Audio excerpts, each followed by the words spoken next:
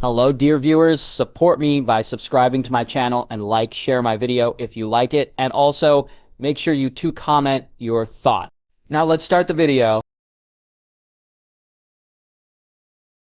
Casterly Rock 2094 AC. Tyrion. Talking to Oberyn helped, talking to Jon even more so. But it was talking to the dragon which brought him most relief. He couldn't understand the dragon, couldn't communicate as Jon could, and yet somehow he understood him. He could feel him as if he was inside his head. At first it had been strange, and Jon had sat with him, Rhaegar, sitting around speaking to each other, while Cyrilla sat in the corner taking notes. When Jon told him he needed to cut his hand, that he needed to feed his dragon his blood, he had looked at him as if he was mad. But seeing the dragon look at him, seeing how his head leaned from one side to each other, almost questioning why he wasn't doing what his father had told him, Tyrion asked for the knife. "You're sure about this, Jon?" "Me no, I just make things up as I go." Jon said, and was it not for the annoyed chirp from Rhaegar, the less annoyed, almost happy chirping from Rhaenys, he'd have thought the boy serious. "You really think this is a good time for jets?" he said, and Rhaegar chirped, as if in agreement. "Aye, there's always times for japes, uncle," Jon said, and despite himself, he laughed. "Aye, there is." As he cut his hand before he could feel any pain from it, before the blood even got the chance to drip to the floor, Rhaegar was licking his palm and drinking up the blood. He felt it then. Felt it begin slowly, the presence in the back of his mind growing ever larger until he heard him. He heard his dragon's voice and thought it the most beautiful sound he'd ever heard. "Welcome, rider." Rhaegar chirped. "Tyrion," he said, and the dragon chirped his name. "It's good to see you too, little one," he said, and the dragon chirped indignantly. "Not for long, soon I will grow large, and then, Tyrion, then we can fly," Rhaegar said, and he nodded. He reached out and placed his hand on the dragon's neck, feeling it as he moved into his touch, as he purred and rubbed his neck against him before moving closer. He never heard Jon leave, nor Raincuts. Instead, he just sat there holding the dragon close, feeling it against his chest. All his life he'd wanted this. A dragon of his own, a dream, a silly dream.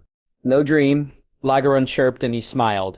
He spent a fair bit of the day in Jon's room with the dragon, both of them dozing off, and he was almost embarrassed when Jon returned and woke him up.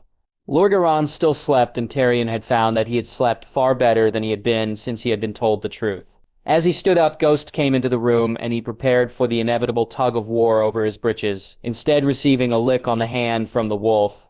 "Jon, why does your wolf suddenly like me?" he said, and Jon laughed as Ghost gave him what could only be described as an affronted look. "Ghost has always liked you, Tyrion." He was, however, annoyed at you. "Annoyed?" he asked, dumbfounded. "I says you were Pack, but you didn't act like Pack." "Pack? Your family, uncle? To Ghost, that makes you Pack? I think he could sense you before any of us knew, but the fact you didn't know, it confused him, and he tried to make you see," Jon said, and Tyrion chuckled as he rubbed the white wolf's head. "So my britches are safe. For now, though, dragons do burn things," Jon said before laughing out loud at the worried look on his face. "How did you ever survive with Tyrion around, uncle?" "Will he be all right?" he said, looking to Rhaegar, who still slept. "He will. You'll need to come visit much more, and you may need to spend the odd night with him, too." "I will, thank you, Jon." "For what?" "For being here for me, it means a lot," he said, nodding. "We're family. We'll always be family." "That we are nephew. Speaking of family, I had better go see my niece before Jaime or Daisy think I'm avoiding her." "Aye, you'd better. Daisy will be up and around soon, and you've seen what she can do with her mace." He felt nervous standing outside Jaime's room, not to see the babe, but more he and his brother hadn't really spoken since the revelation of his birth, not properly, not sat down and spoken. He had been putting it off. He knew that, and so he knew Jaime did too. He was ready to speak now, though, and so he knocked at the door, and Jaime opened it himself, a smile on his face when he saw him there. "Come to see your niece, brother?" he asked, and he nodded as Jaime moved to let him enter the room. "Aye." He found Daisy resting on the bed, half awake, her eyes opening when she saw him, and so he just put his finger to his lips and nodded, and she closed them again as he moved to the crib. Looking down at the babe, he felt his eyes water. She was beautiful, perfect, her green eyes looking up into his mismatched ones. Her little smiling face and tiny little hands, he reached in and took one of her fingers in his, amazed that something could be so small, so delicate. "She's a wonder, Jaime. An absolute wonder," he said as her hand gripped one of his own fingers and tried to bring it to her mouth. She's healthy, brother, perfect and healthy. I can wish for no more. Jaime said, and he felt his heart jump at hearing him call him brother. He had told him so. He thought so. Anyway, no, he was sure of it. Among the pain and the tears, among the rage and the sadness, he had heard his brother call him brother. But still, knowing he thought him such removed a weight from his chest. Jaime, we should speak about everything, he said, when Joanna began to close her own eyes. Wait for me in my solar. I'll call for the wet nurse. Jaime said, and he nodded. He sat in his brother's solar, trying to go over in his head what it was he wanted to say, finding yet again his mind being uncooperative, his thoughts as clouded as they had been earlier. When Jaime came in and took a seat, Tyrion tried to speak and found himself stumbling over his words. What happened with Mother, Jaime? I'm sorry. I'm so sorry, he said, finally getting them out. Sorry, what do you have to be sorry about? Jaime asked, confused. It was my fault, Jaime. I'm the reason they killed her. The reason she died. They were trying to kill me, not her, if he hadn't. Enough, Jaime said loudly, making him stop.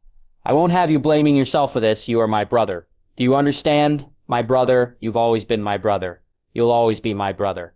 No, it was them, not you. It was him, not you. You think if Mother was here, she'd look at you differently. You think she'd treat you differently? I'm a child of rape, he said almost silently. Then why didn't she get rid of you? Why didn't she take Moon Tea? James said, and he looked to him, shaking his head. She never made you. She never would have. And neither do I, Azores is dead. I gotta put a sword in his back. I can take even more comfort in that fact now. So can you, the man who raped our mother died by my hands. He was a monster, as was my own father. We are not them. We will never be them. Jaime Lannister's blood runs through my veins, as it does yours. That's who we'll seek to emulate. Seek to be like, not them, never them. Jaime said, and he nodded. The Maesters?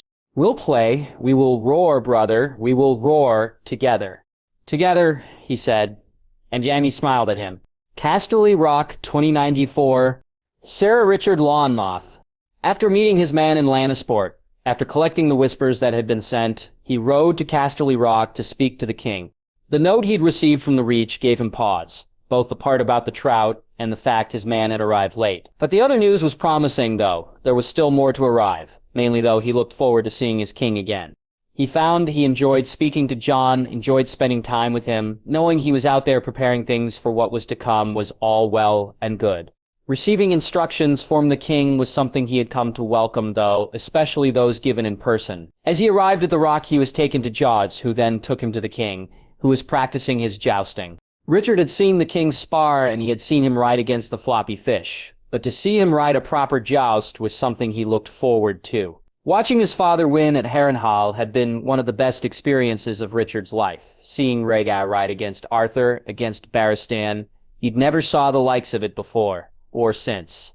So he looked forward to seeing his king do the same, to see if he picked up his father's skill. I hadn't expected you back so soon, Arthur said when he saw him. My time in the north was well spent, and so I wish to see Jon, he said, and Arthur nodded, pointing to the tiltyard. Jon and Loras are the best of them, evenly matched, I'd say. Arthur said, as two horses rode towards each other. That's not Jon. No, Cregan and Loras, Jon's riding against Brienne. The lady? She's far more than that. Besides, you and I have known ladies who don't fit the mold. Arthur said, and he chuckled. More than one, my friend, he said, as the two lances hit their mark. Your nephew's not bad either. He fades after the first, though given he's only just begun to learn, he'll be fair jouster in time. Is that? He said, seeing the man out of the corner of his eye. Glomora, they found him in Essos. Tyrion and Oberyn. They found more than him. You should speak to Jon about it, Arthur said as Cregan fell on the second tilt. Jon's ride was even more impressive, or at least it was to his eyes. Loras still had the edge in lance work, but Jon had them all beat at horsemanship. Seeing him ride was like stepping back in time for him. Only it was his mother and not his father he saw. His lance caught Brienne square, and only for her strength of will she'd have fallen, something which happened on the second tilt. As he and Loras lined up to face each other, he looked on eagerly. The joust took 4 tilts to win, and Loras had taken this one, which he found disappointing, though Jon, it seemed, did not. As he was getting up from the ground, he nodded to Loras and then saw him waving off the next match and walking towards him, still in his armor. "It's good to see you, Alan," he said, though there were not many around to overhear. "You too, Jon. May we speak?" They took the lift down, Arthur walking with them, and soon found themselves down in Jon's room. He was surprised to find Oberyn there. Ellaria and Cirella eating lunch and playing with the dragons. "She's grown," he said quietly, looking at Rhaenys. "We'll need to move again. I'm trying to prepare a room that's closer to the beach, one which is more open. I'm sorry about Highgarden, Jon. An accident. A horse broke his leg and my man had to walk, and so he arrived after the Raven." "I know, Richard. He did arrive, though. It was an accident. He's well." "He is, and I have some more news to share." He told him then of Lady Catelyn being thrown out, though he knew not the reason why. He told him of the reactions to the news of the assassin, Riverrun, the Red Keep, the Stormlands, Dragonstone, and then he told him of the North. "Olenna threw her out?" Jon asked. "She did. I know not why, Jon, but Olenna is far too smart not to have had a pressing reason," he said. And Oberyn nodded before speaking. "He is right. Nephew, the Queen of Thorns has been playing this game longer than all of us. There is a good reason why she is still winning." "Why would the Blackfish go to Winterfell?" "I can only guess," he said, and Jon bid him continue. "I believe Brynden to have found out, or at least to have suspected, what his niece and nephew did. I know he argued with them both on his arrival, and certainly with Edmure just before his departure. He went to Winterfell to see his kin, to see if he had family worth his time." "Bronn, you think he went for Bran?" Jon asked. "Why would he go for your cousin?" Oberyn asked. "You and the Blackfish know each other, do you not?" Oberyn said, and he nodded. "Is it worth reaching out to him?" Jon asked. "I'm not sure, Jon, but perhaps," Richard said, and Jon nodded. "The rest of the North? We've begun. It'll take some time, but we'll soon know what we need. You were right about Wyman, Jon. A good man. Aye, he is. His maester. One of them. Speaking off Masters Lomara, you speak to him yet?" "Briefly, I'm trying to get a handle on the man. He seems trustworthy, but he's strange." "Bring him to the dragons, Jon." "Why?" "He was always fascinated by them. He and your father spoke of them while Rhaegar was on Dragonstone." "I will. What of the other places?" "Riverrun behaved how you expected. Edmure actually held a toast to your death," he said, and watched as both Oberyn and Ellaria scowled. "The larger houses didn't raise their glasses. Jon, Bracken, Blackwood, Moodin, and Mallister, Lady Shella, even called him out on it. His own kin, that's doing the rounds, as we speak." Richard said. "Your work?" Oberyn asked. "Would that I could take the credit? This is purely Rhaemun. The Stormlands?" "Rosalie Baratheon was heard to speak about it. Seemed very happy about your demise for some reason." "Renoli, why would he care?" Jon asked. "I don't know. I'll look into it." "Stannis. He had a knight who was heard laughing about your death thrown from his hall. The man was drunk, which in Stannis halls is not something he accepts. But he was heard to say that he'd not welcome any man who laughs at the death of a child." "What more do we know of him?" "Tough but fair. During the rebellion, he struggled with rising against the crown." "Even for his brother?" Jon said, surprised. "Hey, his oath to his king or his blood. In the end, he rose and was then besieged. But he struggled with the decision all the same." "A potential ally?" "I doubt it. He'd see you a usurper. Besides, if the truth of the children were to come out, then he's the heir to the throne." Richard said, and Jon nodded. "Yesos, you've heard. Arthur mentioned it, and Lamara being here. But that's it." He sat there while Oberyn explained what had happened, while he told him of the Hound and Daenerys and the Magister, of Viserys being held prisoner, and the game the Magister seemed to be playing. He had heard of Ilio Mopatis, knew of the man, but that was it. He knew who he was. Now it seemed there was far more to it than that. "Maybe I need to take a trip to Assos," Richard said. "No, it's too dangerous. They'll be looking for Westerosi, especially after Oberyn," Jon said. "What is it you wish from me, Jon?" he asked. "I'll try and use the glass candles, see if I can learn something. I saw Viserys chained in the back of a cart. I think he's been moved.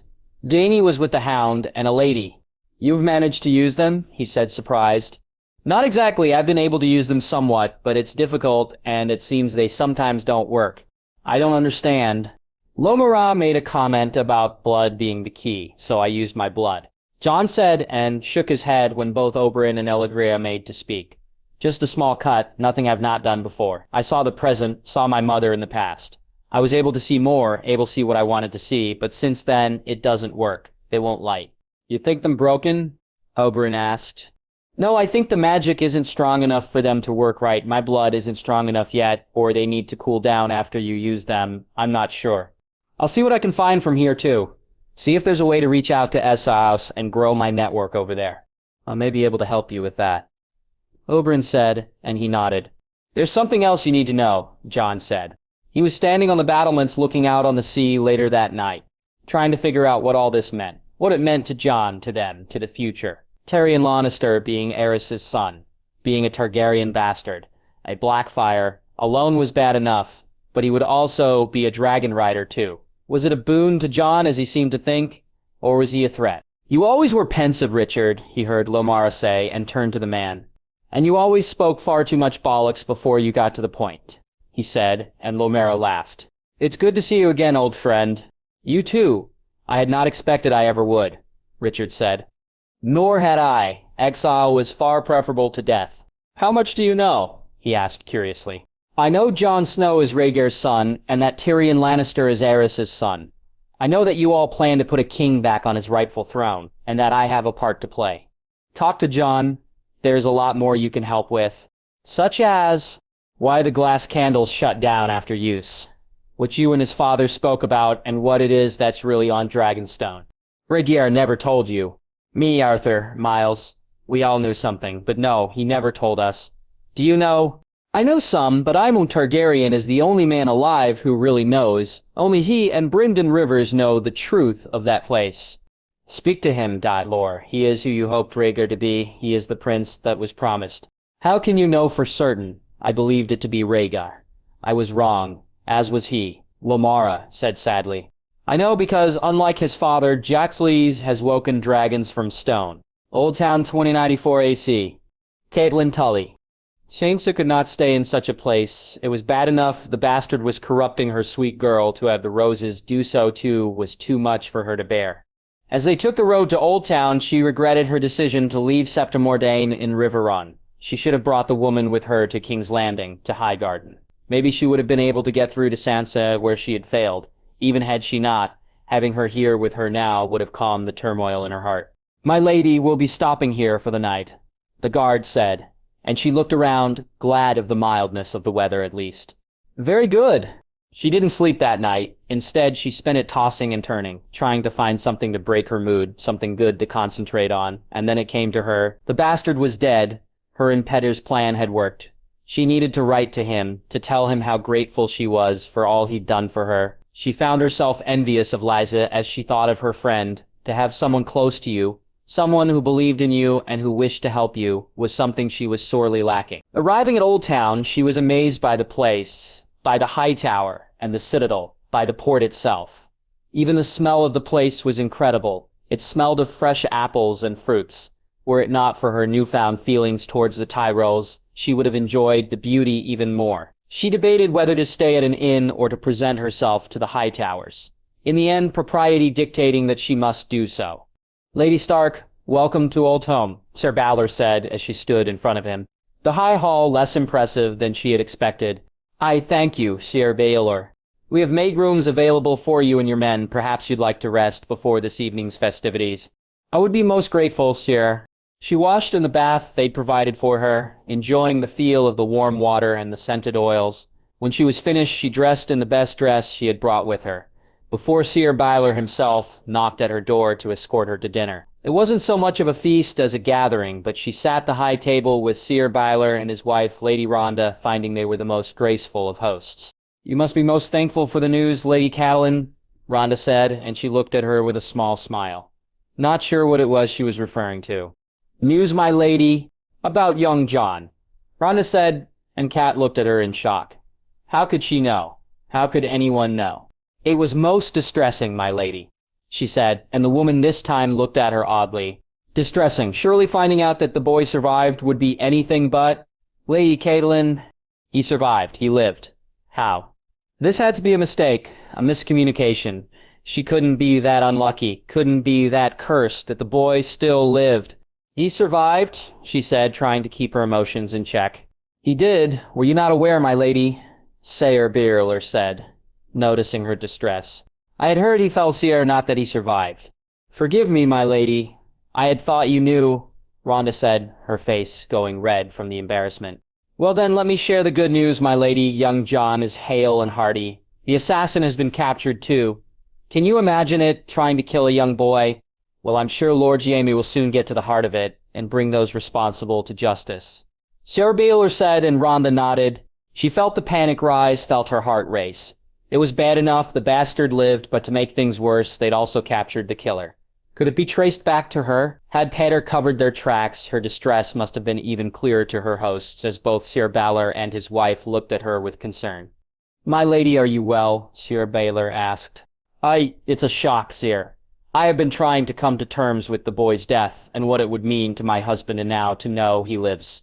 It's brought things back up. Forgive me, but perhaps it's better if I retire. If I take some time to deal with this. Of course, my lady. She didn't sleep that night, and barely ate anything when she broke her fast the next morning. When she heard there were 2 Pinnacle ships in the docks, she almost hurriedly made her way to them. She thanked her hosts for their welcome, and tried to look far happier than she felt now that she knew of the bastard's survival. Making her way to the docks, she found both ships to be owned by the Lannisters, and only one of them heading north, so she spoke to the captain to arrange transport. Of course, Lady Stark, we'd be more than happy to give you passage.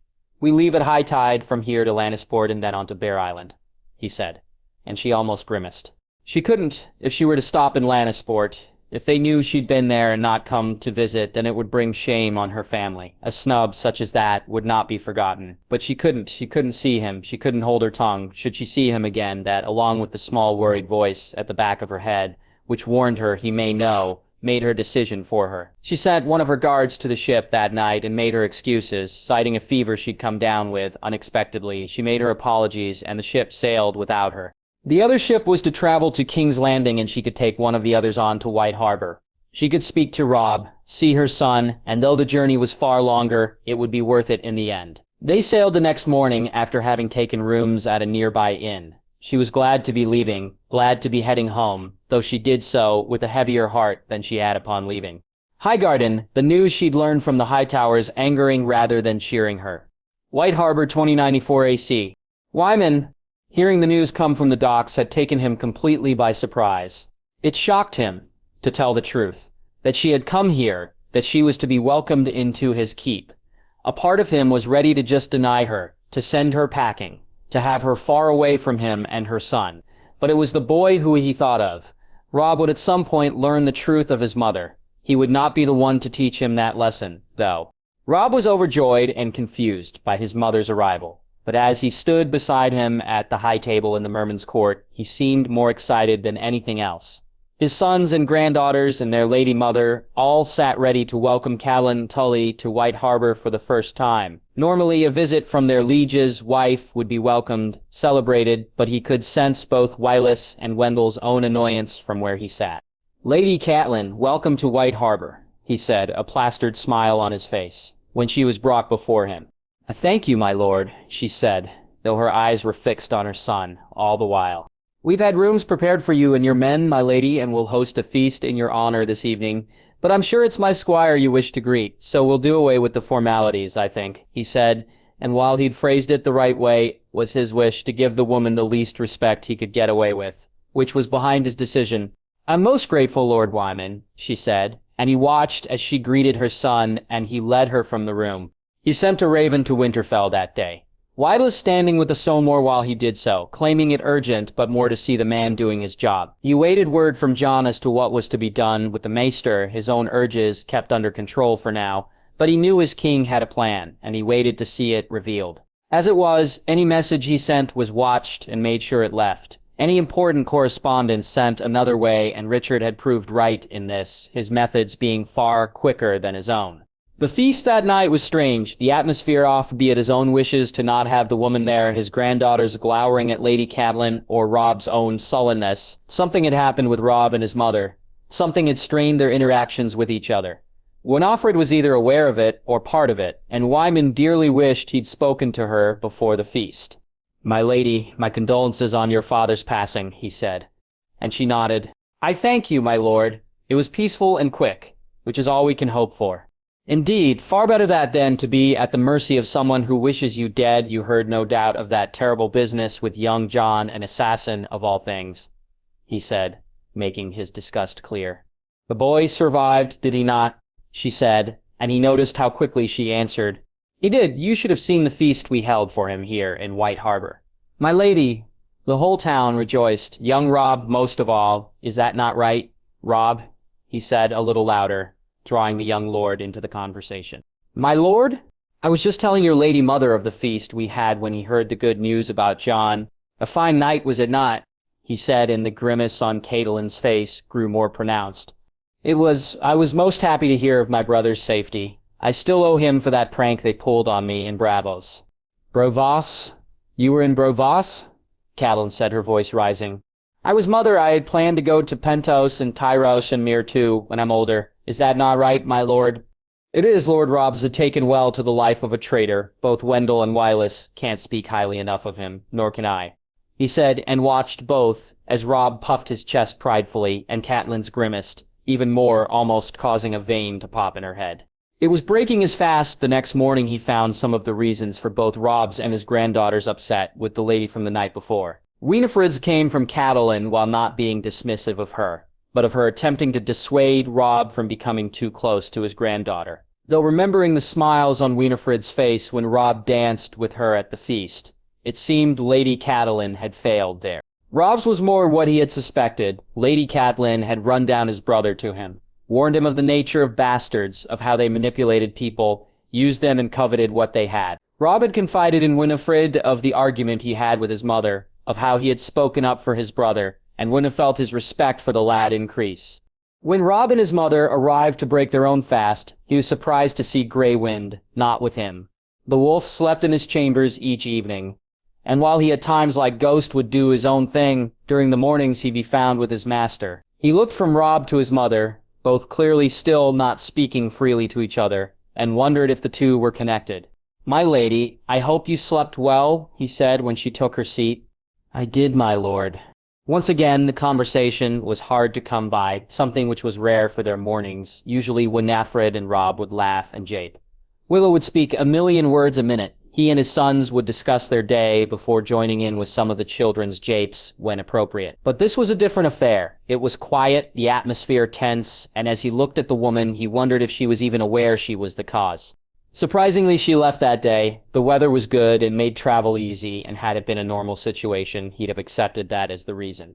But given how Robb almost moved away from the hug, he knew there to be another reason. They escorted her to the gates of White Harbor. He, however, stayed back. He was far too large to ride a horse these days, and so he let his sons and Robb do the honors. She is gone, he asked Wise when he returned.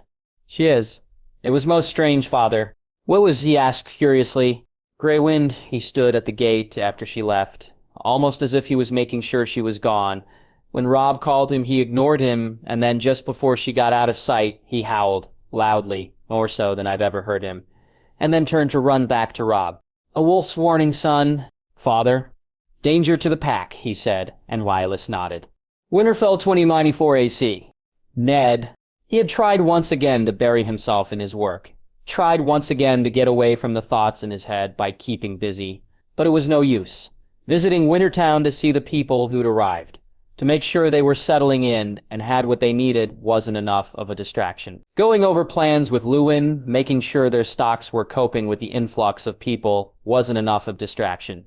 Even spending time with his children, taking part in one of their archery lessons, or watching as the Blackfish put both Arya and Bran through a training session, wasn't enough of a distraction. The peace and solitude the gods would always brought him to had become something of a distant memory lately. He would go there, sit with ice, and polish the Valyrian steel to a glimmering shine, yet where usually his mind would clear, now it never would. He had read the letters more times than he could count. He had memorized every sentence, every word, and had tried to discern whether he was reading them wrong or whether he was misinterpreting them. But he knew he was not. He knew that this man had played on his wife's own fears, on her hatred for Jon. But even knowing that didn't stop the thoughts that lay at the back of his mind. Cat had felt that way too. Father, will you come with us today? Arya said, and he raised his head, barely remembering where he was. So lost was he in his own thoughts. "With you?" he asked. "Ella's taking us to the Wolfswood, me, Bran, and Nymeria, and Summer. Can you come too, father, please?" His daughter asked, and he tried to get his brain to function, tried to remember, had he been told of this. It took him far longer than it should, something which was beginning to be a problem and beginning to be noticed, but thankfully he remembered what it was. Argyr was speaking about. El had suggested taking the children to the Wolfswood, not deep inside and with a heavy guard, but she had said, and he'd agreed, that it was time the children knew more of the lands they lived in. "I will see if I am able. If I am not too busy here, then I'll come along," he said, and while he had meant to back out when the time got closer for them to leave, he quickly began to think it wouldn't be a bad idea for him to go along with them. Perhaps the day away would clear his head. In the end, fate intervened yet again. A letter arrived from Highgarden, and as he read it, any thoughts of joining El and his children were forgotten. "Father, I wish to write to you to explain what happened with Mother when she came to visit, why she was asked to leave, and to give you my side of things, as I don't believe Mother will speak the truth on this. Mother arrived just before we heard the news that we believed to be true about Jon. From the moment she arrived, it was clear she disliked the Tyros for some reason, but it was my brother she expressed her true feelings over. Lady Margaery and I walked in on Mother speaking with Lady Olenna. We were just in time to hear her call Jon a bastard, to run him down in front of the lady, and unbeknownst to her, Lady Margaery and myself. I was upset, embarrassed, and we didn't speak for some time. When we did, she once again made it very clear how she felt about the Tyrells and about my fostering here, before she then informed me of my betrothal to Prince Joffrey. When I told her I had no wish to marry Prince Joffrey, that I had heard tales of his cruelty, heard tell of him beating his sister and brother, she told me it was all lies and that it was the Tyrells trying to steal him for themselves. She told me they had plans for me, that they were lying to me, that they and Jon were in on things together, and that Jon planned to steal Winterfell from Robb. That he was no, I'll not use the word again, but you know what she called him? This upset me greatly, yet it still was not the greatest hurt she caused me while here. When news arrived of Jon's death, when we believed it to be true, she was kind and sweet to me. She helped me, and I was most grateful, Father. Truly I was. But then that night, when she thought me asleep, I overheard her speaking to Fang. Overheard her speaking joyfully of Jon's death. She wished Fang dead too, Father, just like she did Jon, though once again she referred to him by that word. When she realized I was awake, she didn't apologize. Father, she didn't look shamed for what she said. She looked guilty, upset she had been caught, just as she had when Lady Margaery and I walked in on her speaking to Lady Olenna. I was hurt badly, Father. I was upset. I believed my brother to have been killed. And my mother, I'm sorry, Father. Please forgive me. I asked. No, I demanded Lady Olenna send her away, and to my relief she did. When news came of the truth of Jon, we rejoiced, and I was glad Mother wasn't here for it, as I fear she'd have upset me once again, by showing how she truly feels. It has been hard to write this to you, Father. I've even thrown it away upon reading it myself, but I needed to tell you, to explain. Please, Father, don't ask me to leave. I love it here. I'm learning so much, and Marjorie and I have become true friends. If I must marry Prince Joffrey, then I will. But I beg you, please, Father, let me stay at Highgarden until then. Your loving daughter, Sansa. He reread it and couldn't believe what he was reading. That she had upset their daughter so. That she had spoken of Jon that way to a lady of a great house. Had it just been these two things, he'd have been angry with her. That she seemed to take delight in Jon's passing, though. He searched around his desk looking for Lady Olenna's raven scroll and quickly finding it. One phrase that was written in it came to mind. One line he had thought to be worded strangely now made sense. I will not have a woman speak ill of Jon in my home, and to do so when we believe he had passed was not something I'd expect from a godly woman. The line made so much more sense now, it was so much clearer, and as he shook his head and felt his anger rise, he almost forgot about the other thing the letter brought up, a betrothal. What did Sansa mean by a betrothal? He had agreed to no betrothal. He would agree to no betrothal, not with Jon's position, and certainly not with what Sansa said about Prince Joffrey. A boy who beats his siblings is a man who, when grown, will beat his wife, and no man will ever lay a hand on his daughter. He went looking for the Blackfish. They needed to talk. He needed to explain some things to him, and so he grabbed the two letters. He would seek the man's reaction to these, see what he had to say, see if he could stop the feelings that threatened to burst free from him. The explosion which was threatening to erupt, As he got up from his desk, Leia walked over to him and he rubbed his hand in her fur and felt himself calm somewhat. He felt the fire turn to ice, though he knew it only to be temporary. King's Landing? Cersei? News took time to reach her, far more than it ever had, though Pichel claimed he did his best to keep her up to date. But without her family's coin, without her father's looming presence, even a toady like Pichel, it seemed, grew some balls. So he didn't rush, he didn't bring it to her immediately, and instead, she was often out of the loop, often left finding things out long after everyone else knew of them. It was why she had taken longer to find out that Jaime had put a babe in the Northern Whore's belly, a babe that should have been in hers, a babe that should have been theirs. It was why she had taken longer to find out that her evil little imp of a brother had traveled to Westeros with the Red Viper of all people. Why she had taken longer to find out that one of his daughters, one of his bastard daughters, was staying at Casterly Rock. She had been furious to hear that. It was bad enough the Northern Bastard and the Northern Whore were sullying her family home. But now it seemed her brother was turning it into a haven for other bastards too. At least when the Hand had heard of it, he too had been furious. For that, she could at least respect Sean Aaron some. She knew had her father been alive, had he been still in this world, then Casterly Rock would have never seen a bastard stay there, and so she found herself praying to him, asking him to rid the rock of these undesirables. Please, Father, I beg of you, cast them out, send them back to the dirt they belong in. Send them from our home. Send Jaime back to me. Back where he belongs. She had prayed after a heavy night of drinking. Her prayers, her hopes, her dreams, it seems, were to be fulfilled. She rejoiced when news of the bastard's killing came, and she practically danced around the castle in her joy. It wasn't that she cared that much about Jon Snow, other than him being where he shouldn't, other than him seeming to influence Jaime so badly. It was more this was a sign. Her father hadn't forsaken her. He was there as he had always been. She was still his sweet little girl, still his proud lioness. So she had been happy, joyful. She had made great effort to be with her children as she celebrated the bastard's demise, for family was ever so important to father, and she knew now he was watching. She had taken interest in Marcella's flowers and Tommen's cats, and while she felt her two children were more kittens than lions, she knew her father would wish her to teach them to roar. Something she didn't have to do with Joffrey. Her son was as fierce as a lion. He already roared, and she knew when he was king, when he sat the throne, the realm would be run right. But even lions need their mother, and so she had been there for him too. She had told him of the future, of how his father wished him to marry a wolf, but how it needed to be a rose, and he had listened and listened well. Then just like that, just like all her dreams, all her hopes, her world came crashing down yet again, and she realized once again she was alone.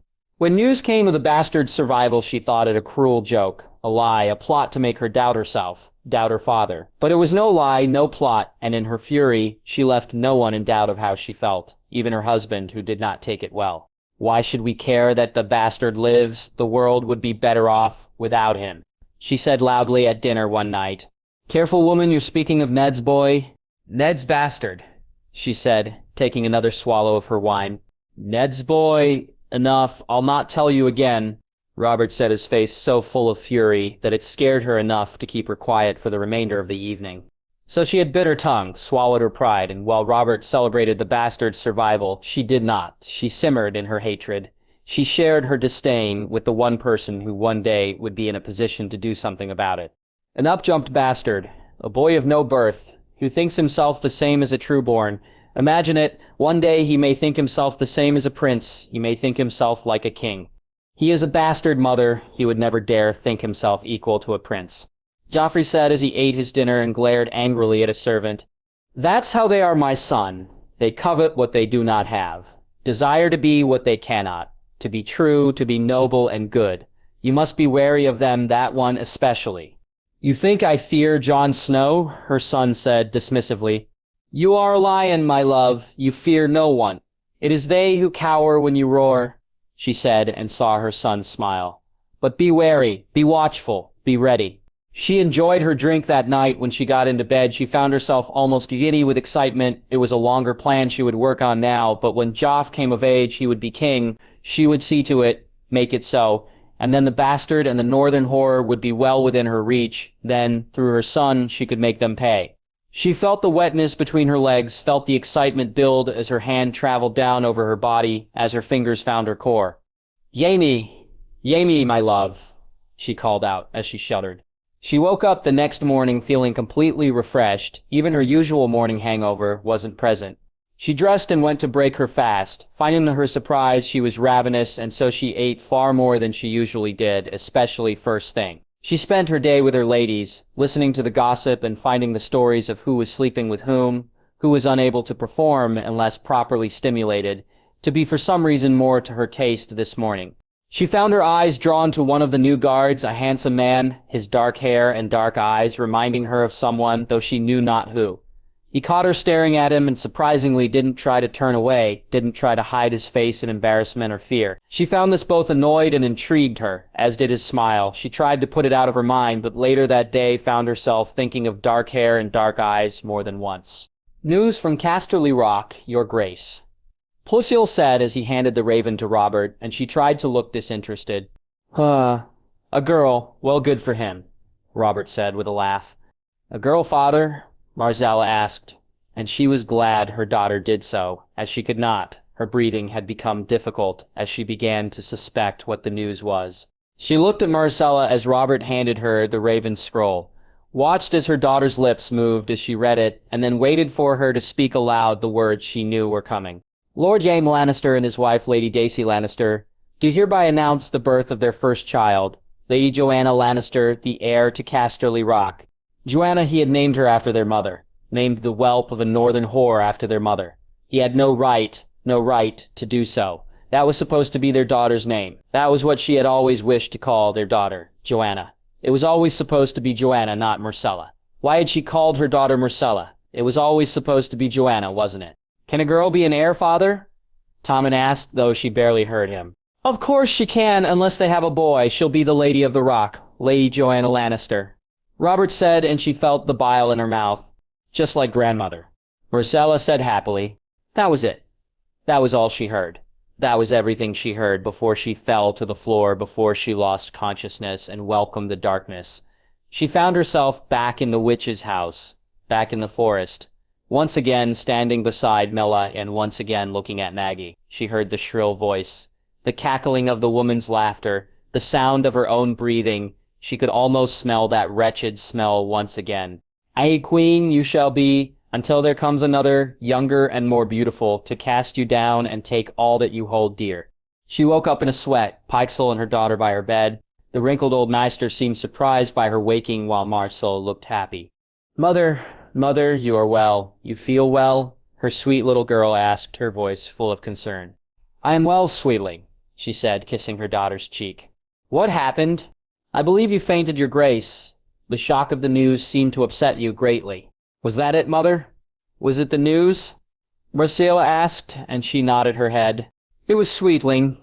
It was hearing my mother's name, she said, and while she wasn't exactly lying, she certainly wasn't telling the full truth.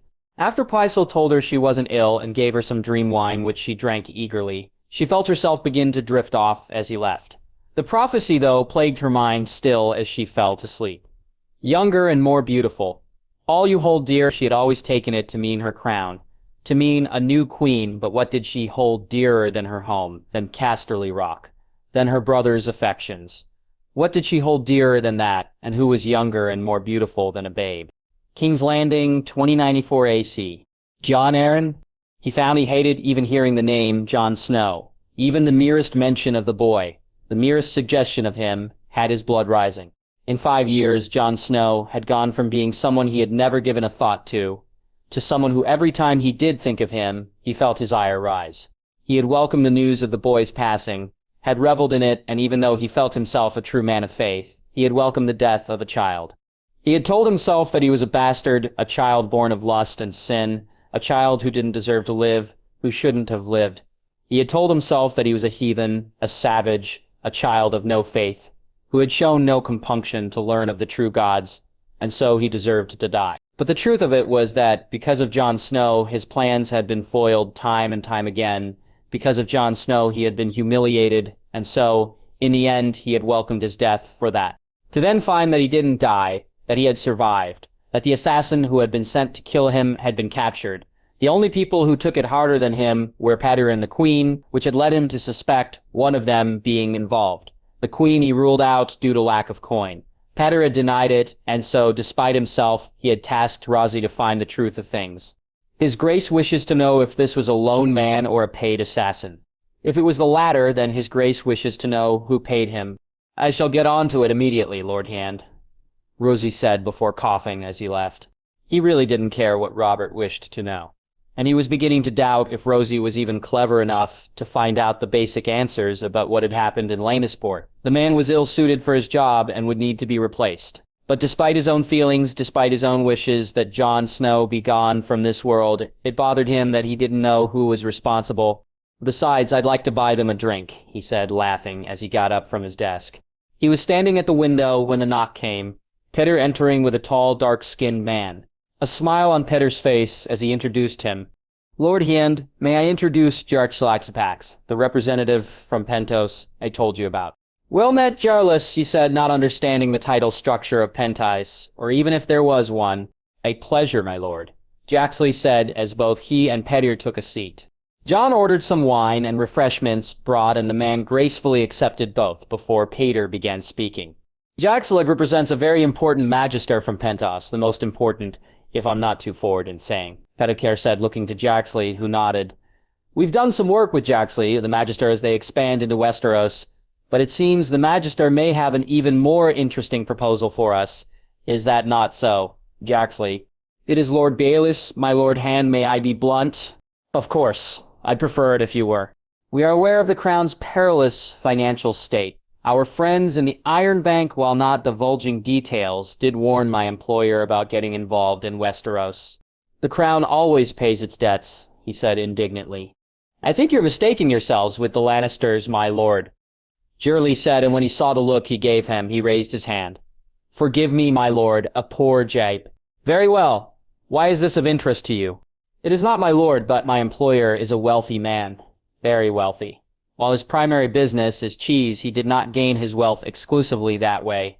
He has a knack for seeing opportunities, for making coin where others don't see the potential, and he sees potential in an alliance with the Crown. Potential, he asked, and the man nodded. For us both, my lord, my employer is willing to discuss funding for a price, of course, but one I believe you'll not find better, in lieu, of course, of other considerations. Other considerations? Certain guarantees, my lord. But I'm sure they'll prove to be very reasonable. This funding, how extensive would it be? He asked, seeing the solution that Petter had suggested. Very, my lord. I'm sure we can come to some arrangement. I'm afraid, my lord, we cannot. My employer himself would need to speak to you, to His Grace also. To that end, and with your permission, we'd be willing to underwrite a feast held in the Red Keep. A feast where my employer would be guest of honor, one to solidify our new partnership. How large a feast?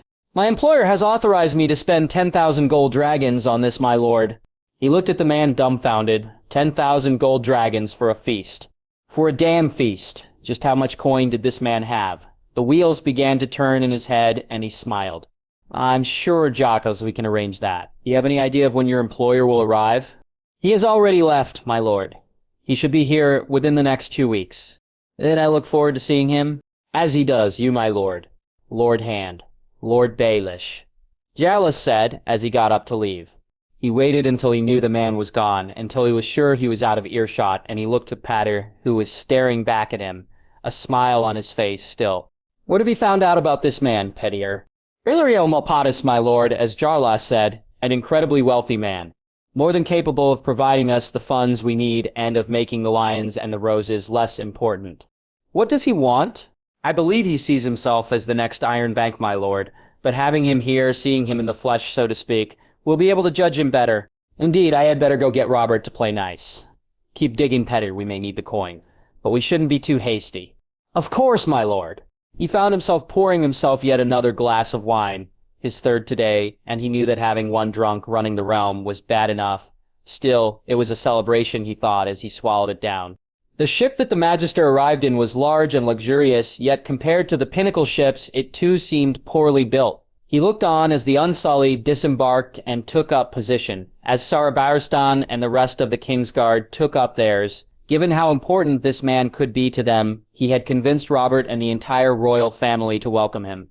When the Magister himself walked down the gangplank, he half expected it to break under his weight. Such was the man's girth. Robert looked small in comparison to the man, which wasn't something he said often about his foster son these days. He saw both the brief look of disgust on the king's face, and then the look of lust at the women who followed behind the Magister, and he sighed, praying that Robert didn't fuck this up before it got started.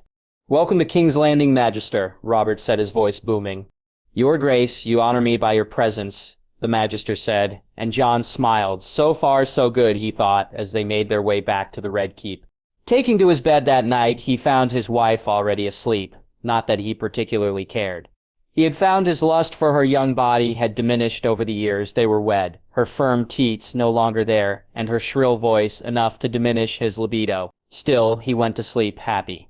Robert and the Magister had gotten on far better than he could have dared to hope. Illyrio, having been a warrior in his younger days, had meant that Robert had found his stories interesting. He even shared some of his own, and they shared other appetites too. It seemed. Illyrio could drink as much as Robert, eat even more, and both men lusted after younger women. When the Magister had told the king his servants were his to do with as he pleased, he had thought Robert would knight the man on the spot. For one of the very few times since his foster son had become king, Jon had actually been glad of the man he became. Robert, perhaps even more so than he or even Petter, had charmed the Magister. Knowing that, and knowing the crown's finances would soon be seeing an influx of coin, Jon rested far more comfortably than he had for a long time. Casterly Rock, 294 AC. Jurian. When he had spoken with Tyrion, he had expected him to be far more broken than he was. He had been worried he would be far more broken. Whether they had learned the lessons with Jon, or whether it was that Tyrion was older and less likely to shut himself off, he had been surprised to find he was not. "Should you need to talk, nephew? Need to get things off your chest? Even should you just want someone to get drunk with?" he said. And Tyrion laughed. "I'm here for you. You know that, right?" "I know, uncle. You are my blood, Tyrion. You will always be my blood." He waited around another day or so, just to make sure he wasn't needed, and then after speaking to Jaina and telling her it was time for him to go back to Castamere, after telling her to send for him when Caven returned, he prepared to go home. He and his sister had decided they would need to tell Caven together. They had gotten Jaime to agree, and Jon had deferred to them, and so he would return when his brother did. But now he had an even more important task. He had to go and tell Joy he was leaving. Go and say goodbye to Ashera, two things he wasn't looking forward to. Ever since she had comforted him, Darian had found himself even more drawn to the woman. Her beauty caught the eye immediately, but it was how she'd been with him, how she was with Joy, with her own son, that drew him towards her most. He had perhaps spoken more to Ashara than any woman other than Jenna, even with Bryony. He had never told her the things he told Ashara. She too had spoken to him of things he doubted she'd told anyone of Brandon, of Harrenhal, of their marriage and his death, both of them confiding and taking comfort in each other's understanding of their losses. "Are you leaving us so soon, my lord?" he heard Jon say as he walked from the room where Joy took her lessons. "Well, it's time. He seems to be taking it well." "He is, for now, my lord, but it'll come and go. At times it'll hurt more than others," Jon said, and he knew the boy was speaking from experience. "You'll be there for him, won't you?" he asked, though he already knew the answer. "Ah, you gonna say goodbye to her?" "I am. How is she?" "She's good, my lord. Why not take her with you?" Jon said, catching him by surprise. "You think she's ready?" "Not permanently, my lord," Jon said, and he almost laughed at the forlorn look on his face. "I mean to visit. Why not take her to visit her lessons? You could ask Lear to come too." "Jon, why not Cregan too? I'm sure they'd enjoy the visit. Joy would think it a yenture. You'd have to bring apples, of course. But would it not be nice to spend more time with her?" "It would. It would," he said, thinking aloud. "You think she'd think it a yenture?" he said, chuckling as he said the word. "Put it to her like that, my lord." He did as Jon suggested and found to his delight that Jon was right. Joy was excited about the yenture, and when he asked Ashura, he was surprised and happy she said yes, and Joy soon was even happier that Cregan was coming with them. Also, though she was disappointed that Jon was not, still they readied their things, organized the carriage and the guards, and lined up to say their goodbyes. Jon had been right about apples too, Joy insisting she would ride all the way there, Cregan and Dusk riding alongside her. Though it soon became clear that as good a horsewoman as Joy was, long journeys were not her thing, and she ended up in the carriage an hour or so later. Each night they camped out, and Joy enjoyed this even more, cuddling up to him by the fire and having him and Ashara alternate in telling stories. "Jon tells them better," she said one night to laughs from Cragen.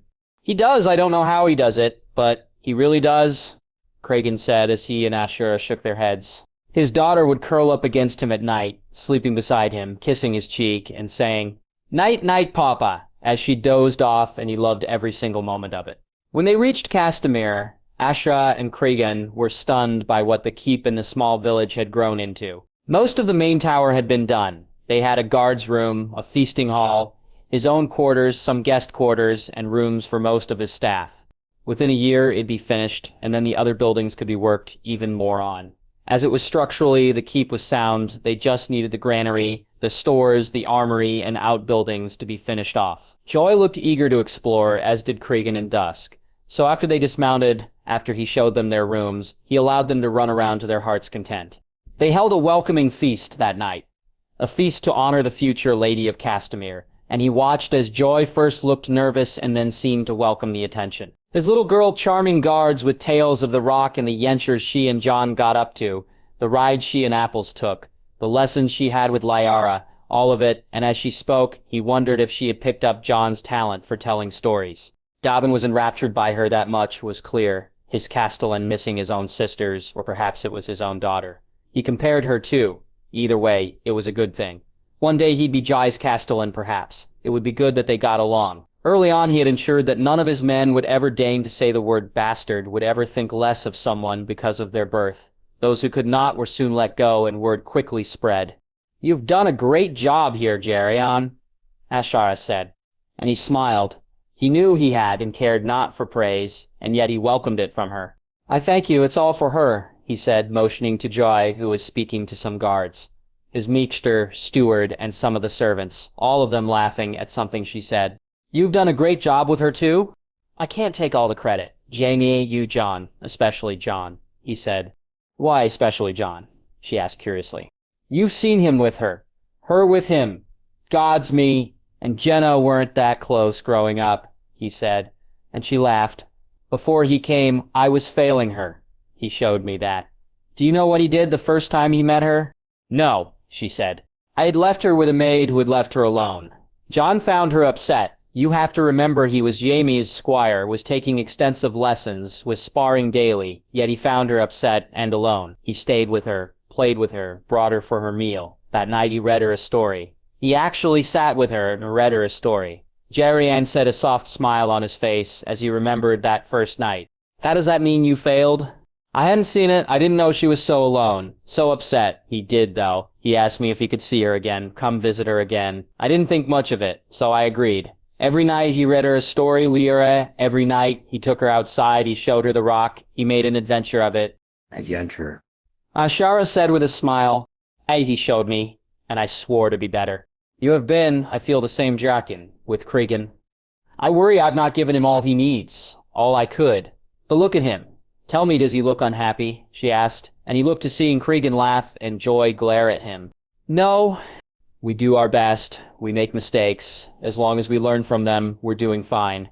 "Are we?" he asked, and she nodded. When the feast slowed down, he took Joy to what would be her room. She settled in far quicker than he had thought. He tried his best to read her a story, but thankfully she was tired anyway, and she slept.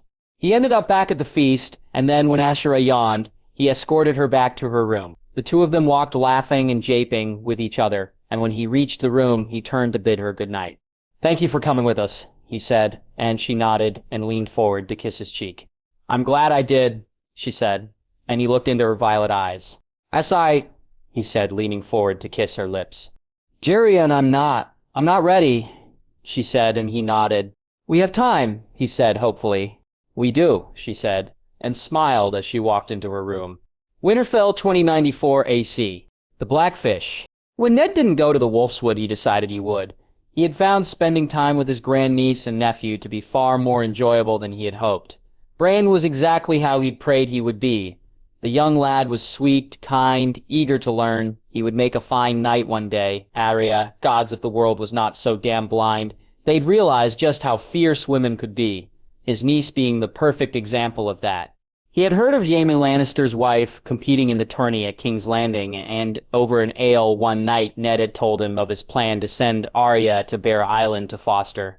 He could honestly say never had a plan seemed more apt than this one to him. His niece was no lady. She would never be. She was born to be far more than just someone's wife or a mother who was there simply to breed heirs, and the gods wouldn't be able to save the man who tried to make her either. "Uncle Blackfish, can we spar by the river?"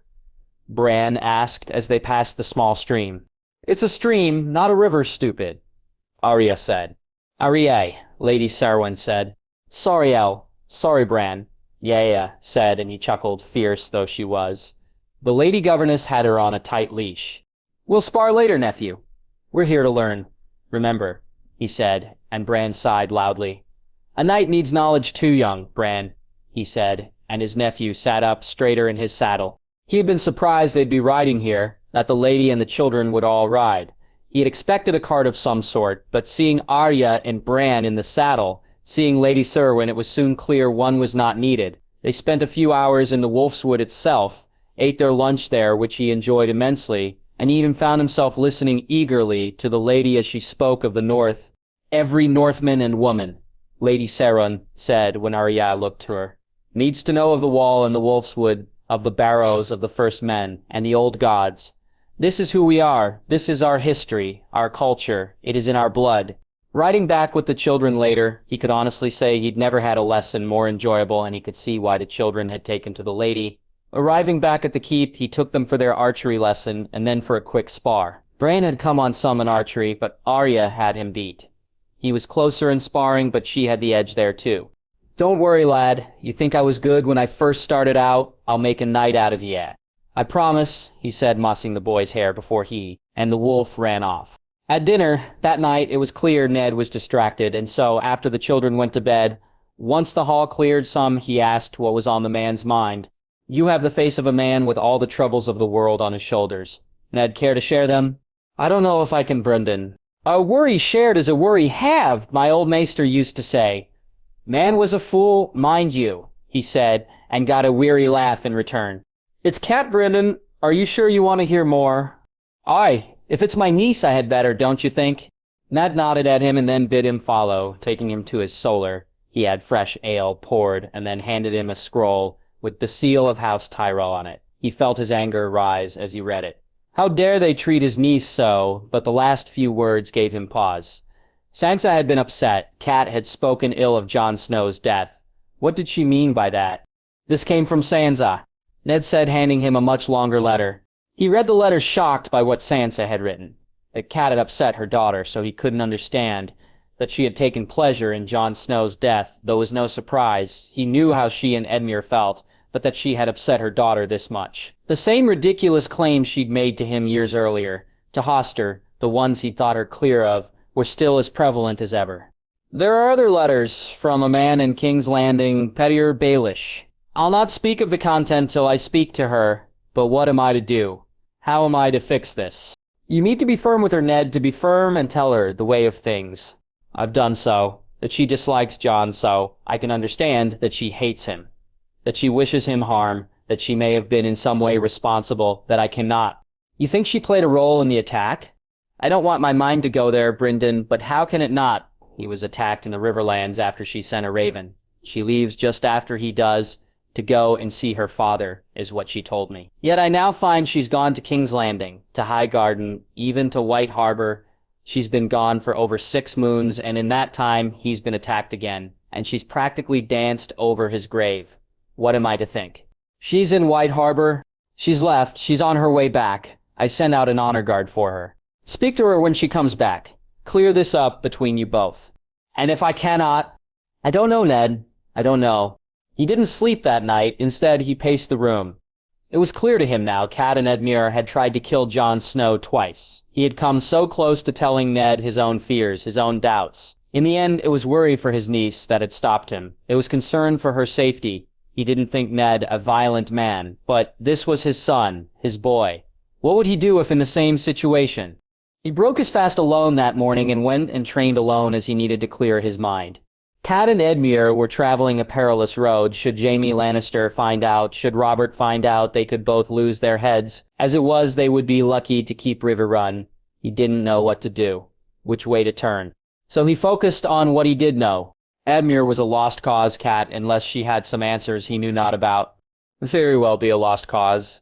Also, Bran was not. His nephew was not. He needed Ned to give him the go-ahead to train him, to knight him. As he turned to walk back to the keep, he stopped, realization dawning upon him. The boy, Jon Snow, he had known. Somehow he had known they had tried to kill them, and he had set them up. Why? What the hell was so special about Jon Snow? Casterly Rock 294 AC. Jon.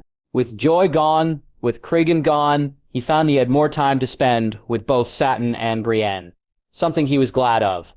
Satin was feeling left out a little. Since Tyrion's return, he had expected to become his squire, to be part of his service, and yet Tyrion had barely spoken to him. Jon, of course, knew the true reason, but Satin had taken it badly, and so he and Loras had done their best to cheer him up. Maybe it's because you're a terrible squire, Jon said, and Loras looked angrily at him. Jon, Loras said admonishingly. Or maybe it's because you have a silly name. Jon, Brienne said this time. Or maybe it has nothing to do with you at all, he said, and Satin looked at him. What do you mean? I mean, he's going through some personal things. Give him some time, he said, and Satin nodded. Also, what kind of a silly name is Satin anyway, he said with a chuckle. Better than Snow, Satin said. Or Brienne, Jon said. Or Loras, Brienne said before all four of them started laughing. They were sparring today. They had been doing more jousting lately, but today it was sparring. Today's lesson being taught by Bronn, which meant bruises and Brienne blushing. For some reason, Bronn's crudeness made Brienne blush. As he taught her, he always seemed to know just what to say to make her go red, and then he'd knock her to the ground just to prove his point. He had tried it with each of them. Satnin was hard to rile in Lorzier. He had learned to internalize his anger more, so the more he was provoked, the harder he became to beat. Ghost had shown him the way, how to focus it, how to use it to your advantage. At times he could still be a dragon, but he found focused rage worked far better. How do you keep falling for it all the damn time? Bronn said as he helped Brienne up. You got lucky. Did I? You know lucky people have one advantage over unlucky ones, don't you? What luck, she said angrily. No, they usually stay alive, Bronn said, taking her down once again. When sparring was over, the others went to their lessons. He, however, took the lift down to the vaults and wished to spend some time with Rhaenys. He had almost finished her new room. The doors were far larger, and they had begun to work on a cave for her, as soon she'd be far too big to be inside at all. As he reached his room, he heard the sound of laughing from outside on the beach, and so he walked out to find Tyrion and Sorella watching the two dragons fly. Enjoying yourself, Uncle? He asked, as Tyrion looked to the sky, a large smile on his face. How do you not spend all your day just down here watching and listening to them? I've had them in my head a lot longer, Uncle. Sometimes I need a break from their bickering. Do you still hear them both? Rhaegar lets me hear when he wishes. Sometimes he doesn't. But Rhaenys hear all the time. Is it different, Jon? Me being his rider, does that make him different to you? He is my son. He'll always be my son. And so we'll always be connected. Just not like Rhaenys and I will, he said, and Tyrion nodded. Cyrilla was telling me they need Valyrian words to make them do as we ask. That I need to learn more of the words. You can read the words, though, can you not? I saying them is harder, Dracarys, he said as softly as he could. I can teach you if you like, Jon said, and Tyrion chuckled. When you came here, it was me trying to teach you. Well, for now, we're the only two people in the world with dragons, so we'll teach each other. What of Daenerys, Viserys? How do you think of them, Uncle? They are our kin, Jon. Then speak to Richard, tell him more of what you know. Between you, he and Oberyn. I am sure you can come up with some plans. You trust me with this. Cat. Seeing the walls in front of her, she felt both a sense of relief and of apprehension. She had been gone far longer than she had expected to be, had traveled far further than she had planned, but like the men with her, she was glad to be home, glad to see Winterfell again. Riding through the streets of Wintertown, she was surprised to see it seemed to be far busier than usual. She had been relieved when the escort met her. Though how they had known she was arriving was something she worried about. Had Lord Manderly sent a raven? If so, why? Her trip to White Harbor hadn't gone how she'd hoped. Robb, it seemed, was just as lost as Sansa. Something which she knew for certain was the bastard's fault. He had manipulated her son, had torn him down only to appear to build him back up, to make him indebted to him, all to lull him into a false sense of security. She had told Robb so, had explained it to him, but be it that he did feel indebted, or be it that he seemed to be developing feelings for Lord Manderley's daughter, or that Lord Manderley himself was clearly under the boy's spell, all of it had fell on deaf ears. In the end, just like with her daughter, just like with her precious girl, the bastard had turned her son against her. "My lady," Jay said, and she looked up from the carriage to see her husband, her children, the filthy beasts, and to her shock her uncle, all standing ready to greet her. As the carriage stopped and she got out, she looked to see Lady Cerwyn standing there too, and was surprised to see her here, but it was to her children's smiling faces she was drawn, her own smile coming soon after. Though it left her face when she saw her uncle look at her, and it was replaced with a worried look when she saw Ned's expression. What had her uncle told him? What did he know? "My lady, welcome back," Ned said stiffly as he kissed her hand instead of her cheek. "My lord, it's good to be home," she said, and noticed Ned didn't smile or look her in the eye. "Cat," her uncle said. "Uncle, I didn't expect to see you here." "I came to see my grandniece and nephew," he said, and she smiled, relieved at that. "Bran, Arya," she said as both her children hugged her, just feeling them in her arms calmed her and made her feel more welcome than she had felt so far, though soon the noises in the yard did the opposite. To hear one of the wolves' growls was worrisome. To hear three, one which she noticed was standing beside Ned, almost made her panic. But it was the look on her children's faces, on Ned's, which concerned her most, as they looked from the wolves to her and back. "My lady, I'm sure you're tired after your journey. Lady Janelle has seen to a warm bath, and that a fire is lit in your chambers," Ned said, and without another word, he was gone, her uncle and the large wolf following after him. She walked with her children and Lady Janelle towards the keep, the two wolves silent but watchful all the way. Turning to her children, she was about to tell them of her journeys when Lady Janelle spoke. "Children, why don't you run along and allow your mother to refresh herself? I'm sure you'll all have much to speak on later. Can we go do our archery, El?" Rhaegar said, and Bran nodded, obviously wishing to do so too. "Ah, you can. Now bid your mother goodbye," she said, and both children kissed her cheek before running off. "Archery," she said as soon as they were gone. "Lord Stark has decided they can both study archery, my lady, among their other lessons." "Other lessons?" she asked, perturbed. "I've been teaching them of the North, my lady, along with their sums, their letters, politics, and other things children of their age should know." "You've been teaching them?" "I have, my lady. Lord Stark asked me to be their governess," Lady Cerwyn said as they reached her rooms. "I'll send the servants to your room, my lady. It's good to see you home." As she lay in the bath, as she washed the grime off, and later when she brushed her hair in front of the looking-glass, she grew more and more concerned. He had hired a governess, a noble lady. For that she'd normally be grateful, but he had picked a northerner, a woman to teach them of the North. Was he neglecting their education and other matters? Had they been neglecting the faith? When she was dressed, before she went to visit her children, or to speak to Ned, she made her way to the Scepter to speak to Scepter and Shale. The man was happy to see her, though she found her fears not only to be correct, but even worse than she had thought. It was bad enough they'd not been coming to the Scepter, but she also found out they were regularly going to the Godswood. "How long is this being going on, Septon?" "Ever since Lady Cerwyn arrived, my lady. She would need to fix this. Among the many things she needed to fix, she would need to fix this too." She went looking for her children and found them, her uncle and Lady Cerwyn, in the archery range. Arya firing a bow at a target and being cheered on by the others. "Mother, look. I hit it. Mother, the bull, I hit the bull." "That's very good, sweetling," she said with no conviction whatsoever, which the frown on Arya's face showed she'd noticed. She looked on as Bran too hit the target, though not the bull, and saw his disappointed look, moving to speak to him. She stopped when her uncle did so instead, and seeing the two of them together, she knew she should speak to him and Ned on Bran's future. Despite the fact that Arya was doing something unladylike, she found she enjoyed watching her children laugh and smile, though all too soon they were called for dinner. She had expected more of a feast, a celebration, more of an acknowledgement of her return.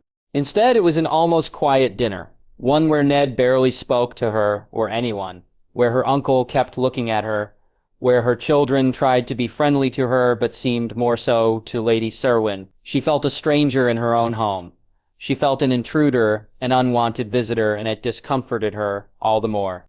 "My lord, may we speak?" she said to Ned, as he walked from the hall. "No," he said, shocking her. "My lord?" "I have not yet decided what to say, Cat. I've not even begun to think of what I've to say, so no, we may not speak, for I fear what I may say to you should we do so."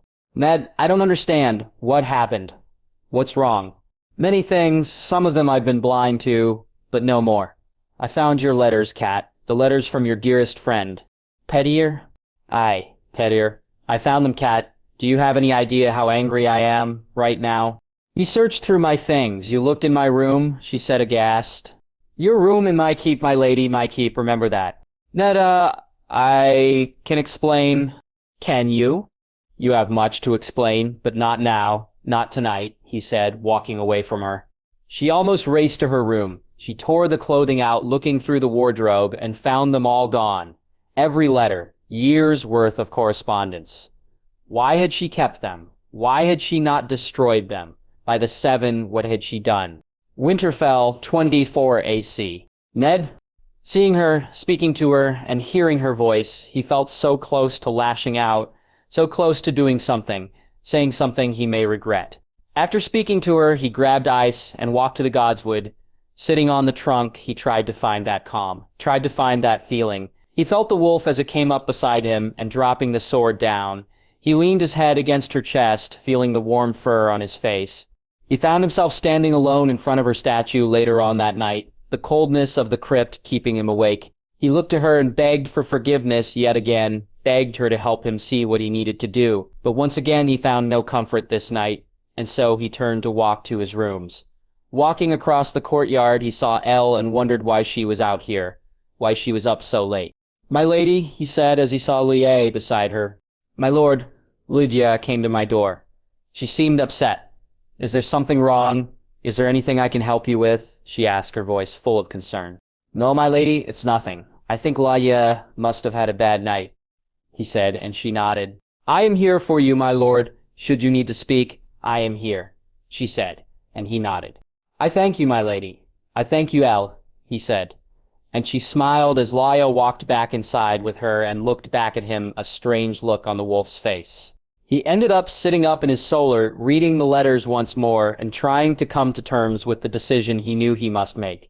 He broke his fast early and alone, watched as Cat broke hers with the children, as the conversation seemed less free than usual, and he sighed. It was less than an hour later when she came into his solar. As she sat down, he knew what was about to happen. Wouldn't be pleasant, but it was necessary. "Why did you go to King's Landing, Cat?" he asked, and she looked at him shocked. He knew. "I had to go with Edmure to see him named." Why did you have to go?" "He is my brother, Ned, and he is more important than your husband, your children." "No, but he needed me." "Did he? Why?" She didn't answer, instead, sitting there fidgeting without looking at him. "Did you speak to Peter Baelish in King's Landing?" "Ned Peters, he's a friend, that's all." "Did you speak to him?" he said, his voice louder. "Ned, Did you speak to him?" he said, his hand smacking down on the table. "Yes," she said softly. "Once?" "More than once." "How many times, Cat?" "I don't know, Ned. I didn't count. Patter's a friend. He's always been a friend." I can see that clearly now," he said, taking the letters from his drawer. "This one here was written before I arrived home after the rebellion." He picked up a letter, this one on Jon's first name day. He picked up another and saw the grimace at Jon's name. "And this is while I was off fighting fucking war," he said, and threw a group of them on the table. "Ned!" "No, all our married life, for all of it, from before I had even arrived back in my own home.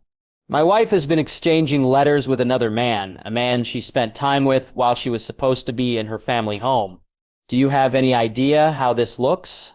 "Ned, I have never, not like me. At least have the damn courage to say the words. Cat, you've not been with someone else like I have. You think that makes a damn difference?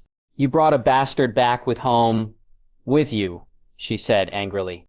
I did, but you were exchanging letters with him before you knew of Jon." "Why, Cat?" "He is my friend." "Is he? I may not be clever like some, but I can read between the lines." "Cat, the man wishes to bed you, which makes me wonder what have you written in your letters back to him." I would never. How am I to believe you? How am I to know what's in your heart? When I knew not of these, and were it just letters alone, were it just the visit alone, I could understand. But the things he says, Kat, the things he says of Jon, they can only have come from you. How can I have been so blind not to see your hatred of a child was so deep? He is your bastard. You cannot expect me to love him, she said, a tear falling down her cheek. I do not. I never have. I did not and never would have expected you to mean him harm, though. To wish him harm, to wish him dead. What happened in Highgarden? He asked, and she looked at him, the look of fear and shock in her face. Enough to tell him the truth of things. The Tyrells, they and the boy, they and the bastard, you can't believe them, Ned. Whatever they said, you can't believe them.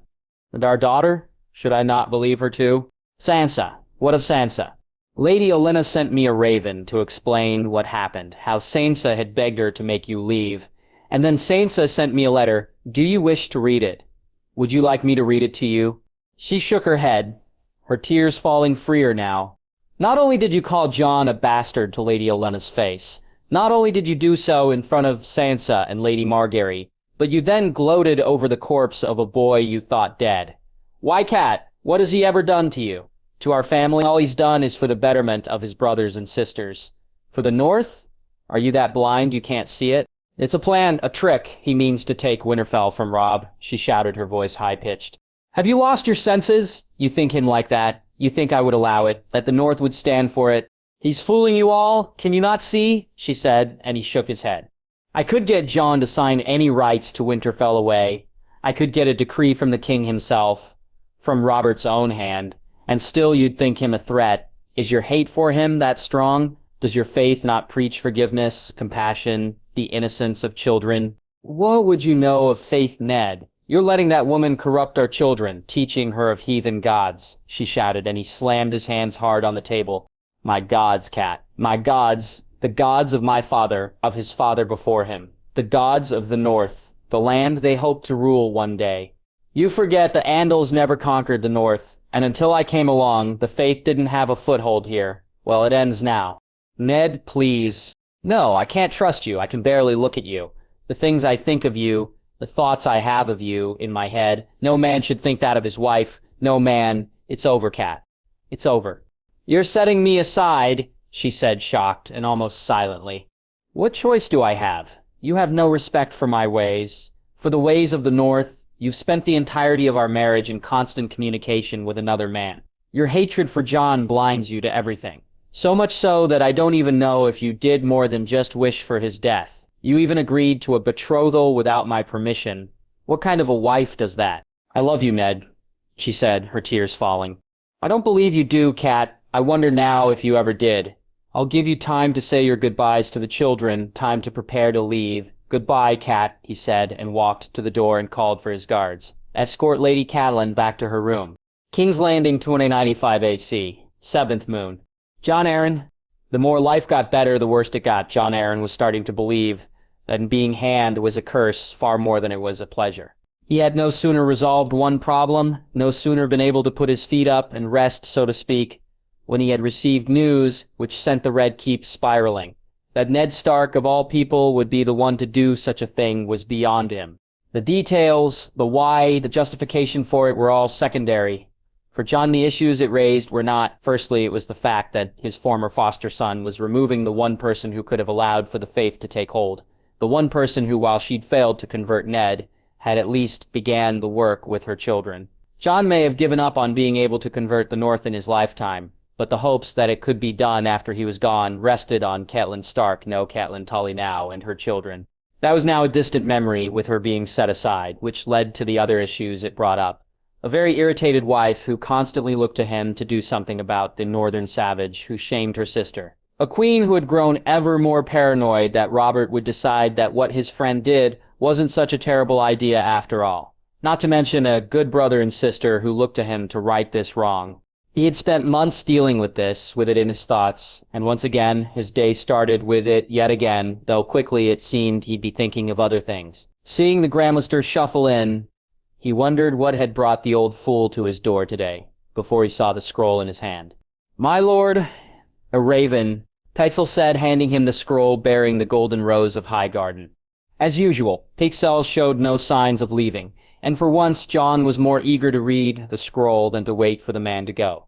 Opening it, he began to read, soon sighing as he did so, knowing he'd need to speak to Robert and try to persuade him not to go to the damn thing. I thank you, Grand Tainster. I may have a response for you to send later on. As you say, Lord Hand, Paxel said, shuffling back up and taking an age to walk to the damn door. He looked at the scroll again, wondering and suspecting that they'd sent it to the entire realm. Lord Mason, Lady Allery, Tyrell, do hereby invite His Grace, Her Grace, and their family, and all those who would join them, to the tourney to celebrate their beloved daughter Marjorie's 2 and 10 name day. Lord Mates Tyrell, Warden of the South.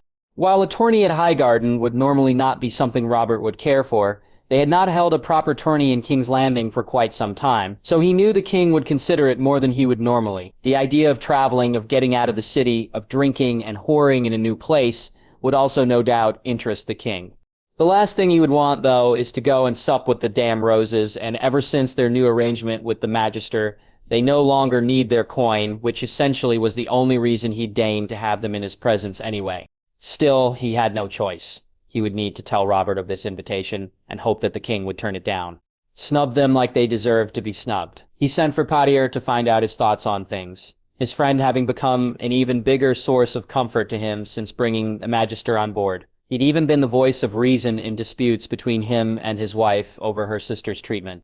Forgive me, my lord. I was with Lady Liza. She's most upset. It seems Lady Catelyn has written to her again, Ketter said, and Jon shuddered, knowing how his wife got when she received such letters.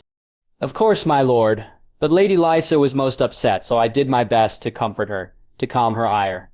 Were you successful? He asked hopefully. I was, my lord. She was in a far more pleasant and agreeable mood after I left. I thank you, Patier. What you do goes above and beyond your duties. You are a true friend. I am most pleased to hear you call me such, my lord. You sent for me. Was there something specific? Yes. I received this from the Oath of Highgarden, he said, handing him the scroll. He watched as Patier read it, almost carefully going over each line. He could almost see the wheels turn in his mind, the ideas taking hold. It was one of the things he most respected about his friend. He was able to see things that even Jon missed. It made him think of the future, of what would happen when he was gone. There could be no better choice than Patier to replace him as hand, he felt. You think His Grace would wish to go? Patier asked. I do. Would that be a bad thing, my lord? We don't need the damn flowers. Why grace them with a royal visit? Let them know instead they were snubbed? Indeed, however, should His Grace and the Crown Prince go, we could once again tempt them with the idea of a betrothal. I told you I'd rot in the 7 hells before I'd give that old cunt a queen for a granddaughter. Of course, my lord, I wasn't suggesting we actually give them anything, Patier said, a smirk on his voice. Patier, no doubt, my lord, Olenna knows of our new arrangements, knows that we no longer need her coin. It leaves them out in the cold even more, since taking their coin away to force us to bend to their will didn't work. Now she's the one who'll be more desperate. You suggest we use this opportunity to bring them back into the fold, to garner more of their gold.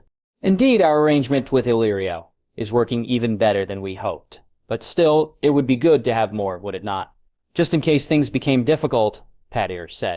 It would. I'll speak to Robert, but should he go, then I would not be able to join him. I hate to ask this of you, Patier, and you're needed here, far more. But if it's to happen, would you accompany the king on my behalf? My lord, I live to serve. He spoke to the king later that day, Robert almost jumping at the chance to go, Cersei even more so, and so he left the king's rooms happy that he'd at least have Patier there to steer things in the direction he wished. King's Landing 295 AC. Cersei. She had been on tenterhooks for months, trying to placate her fears with the newfound coin they'd come into.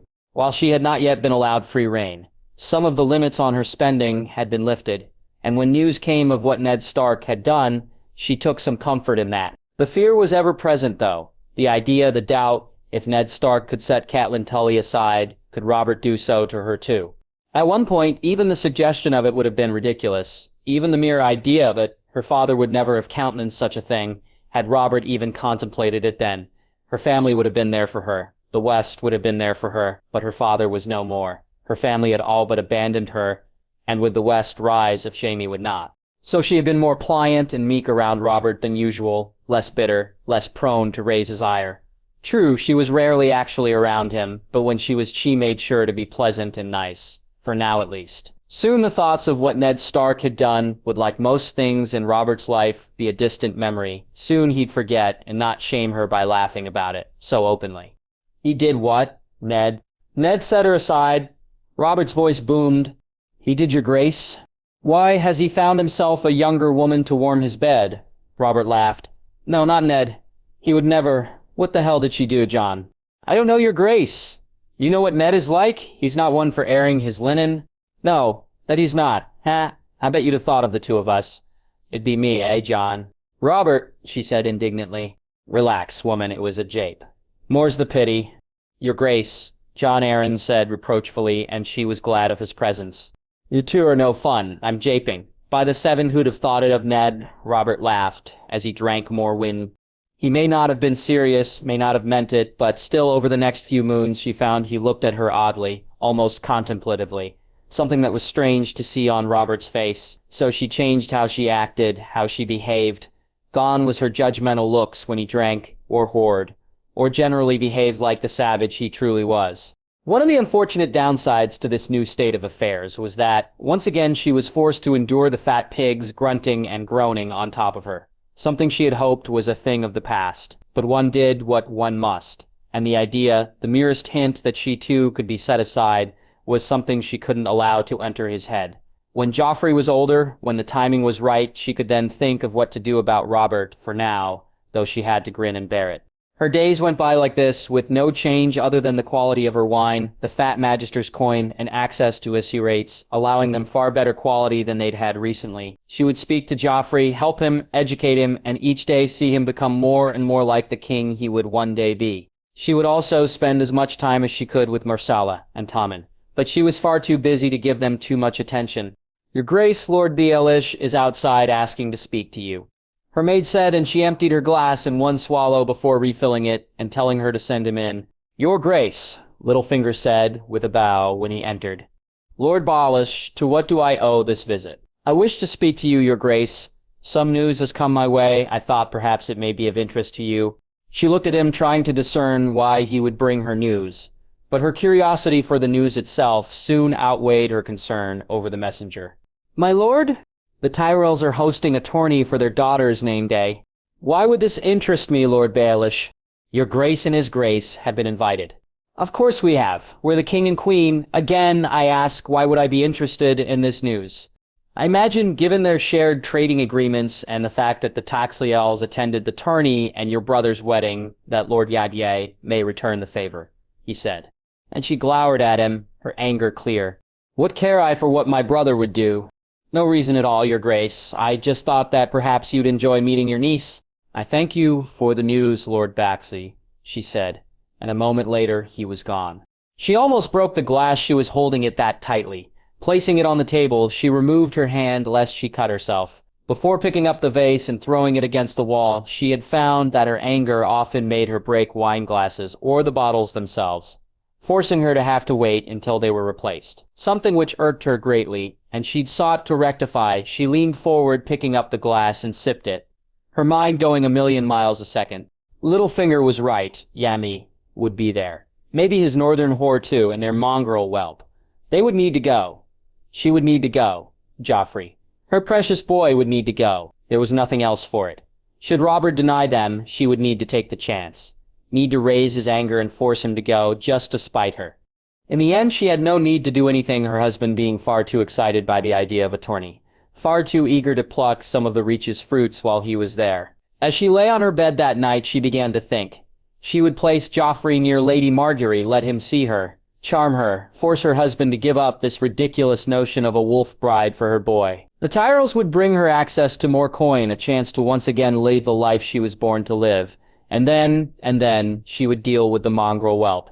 Younger and more beautiful, she whispered as she fell to sleep. Winterfell 2095 AC, binge in. With the extra coin, with the continued support. His nephew and Jaime Lannister were sending them life at the wall had become somewhat bearable. With more materials, more access to buying them, they'd been able to do works that they'd never thought they would. The common hall was no longer draughty. Their quarters were warmer and more secure. No longer did the wind whistle through cracks in the wood. Their clothing was warmer, their furs newer. Never had the men of the watch had it so good, he believed. They even had regular shipments of ale. For Benjen himself, the knowledge that he and Aemon shared kin, that they were tied through Jon, had helped develop a tighter friendship between the two men. They would talk, eat, drink together, and be joined by Sara Lazir and Sara Jeremy, all four eager to hear more about the king. Though both he and Aemon were shocked when the letter arrived, not a raven but an actual letter from Jon at Casterly Rock, the news something neither had expected. Aemon, a letter from Jon, he said as he took a seat by the fire. What does our nephew wish to speak to us on now? Aemon asked excitedly. He looked at the maester after reading the letter, trying to decide how best to tell him what it said, that he had more kin would be welcome news. No doubt, how he had more kin, not so much. Jon says Tyrion Lannister is not a Lannister. He's a Targaryen, his uncle, Aerys' son. What that cannot be. How? I'm sorry, Aemon. It seems Aerys committed far more crimes than we ever knew. He forced himself on her. Aye. How are they, Jon, Tyrion? How are they handling it? Jon calls him family, says Tyrion sees him as a nephew, and he sees him as his uncle. They've grown closer, and Tyrion has bonded with Rhaegar. Another dragon rider? Aye, he also says he's had visions of his aunt. She is well and has met up with someone who will help her. Pass the ale. I feel like a drink, Benjen. Aemon said happily. With his time split between Aemon, helping to organize the improvements, and his ranging, he had not gotten around to traveling to Winterfell, not gotten around to speaking to his brother. They had much they needed to resolve, though a lot of his anger at Ned had passed when Jon's letters told him of the decision to support him, to kneel for and claim him king. So with the impetus for his visiting Ned taken away, he had resolved to speak to him when next he got a chance, something which it seemed would be far sooner than he'd expected. Lord Commander's looking for you, Benjen. Bowen said as he passed him in the yard. Aye, he up there? He is. He made his way to the Lord Commander's room, finding Gior sitting at his desk. The old bear was, and could still be grumpy when necessary. But some of the bite had gone. Seeing his family thrive, Bear Island prosper, his niece married to the Warden of the West, and a new mother, all of it combined to make him far happier than ever. Watching the watch grow and seeing it being better supplied also making him far more pleased with the job he was doing leading it. Ah, take a seat, Benjen. Got a raven for Winterfell. It seems your brother wishes to see you. Does it say why? Here, read it. Lord Commander, I find myself in need of my brother most urgently. I would not ask, as well you know, unless I needed him here, so I beg of you. Allow him to come to visit, to come to stay for some time. Ned Stark, Warden of the North. What's going on, he asked, wondering if Jer knew any more than he. I don't know, Benjen. Last time we received such a raven was when the war was on. It's not like Ned, so while I've not heard of anything too pressing, I'm willing to give him the benefit of the doubt. I should get packed. Aye, hurry back, Benjen. We do have our own work to do. I will, Lord Commander, he said, standing up and getting ready to leave. Give Ned my best. Aye, I will, Lord Commander.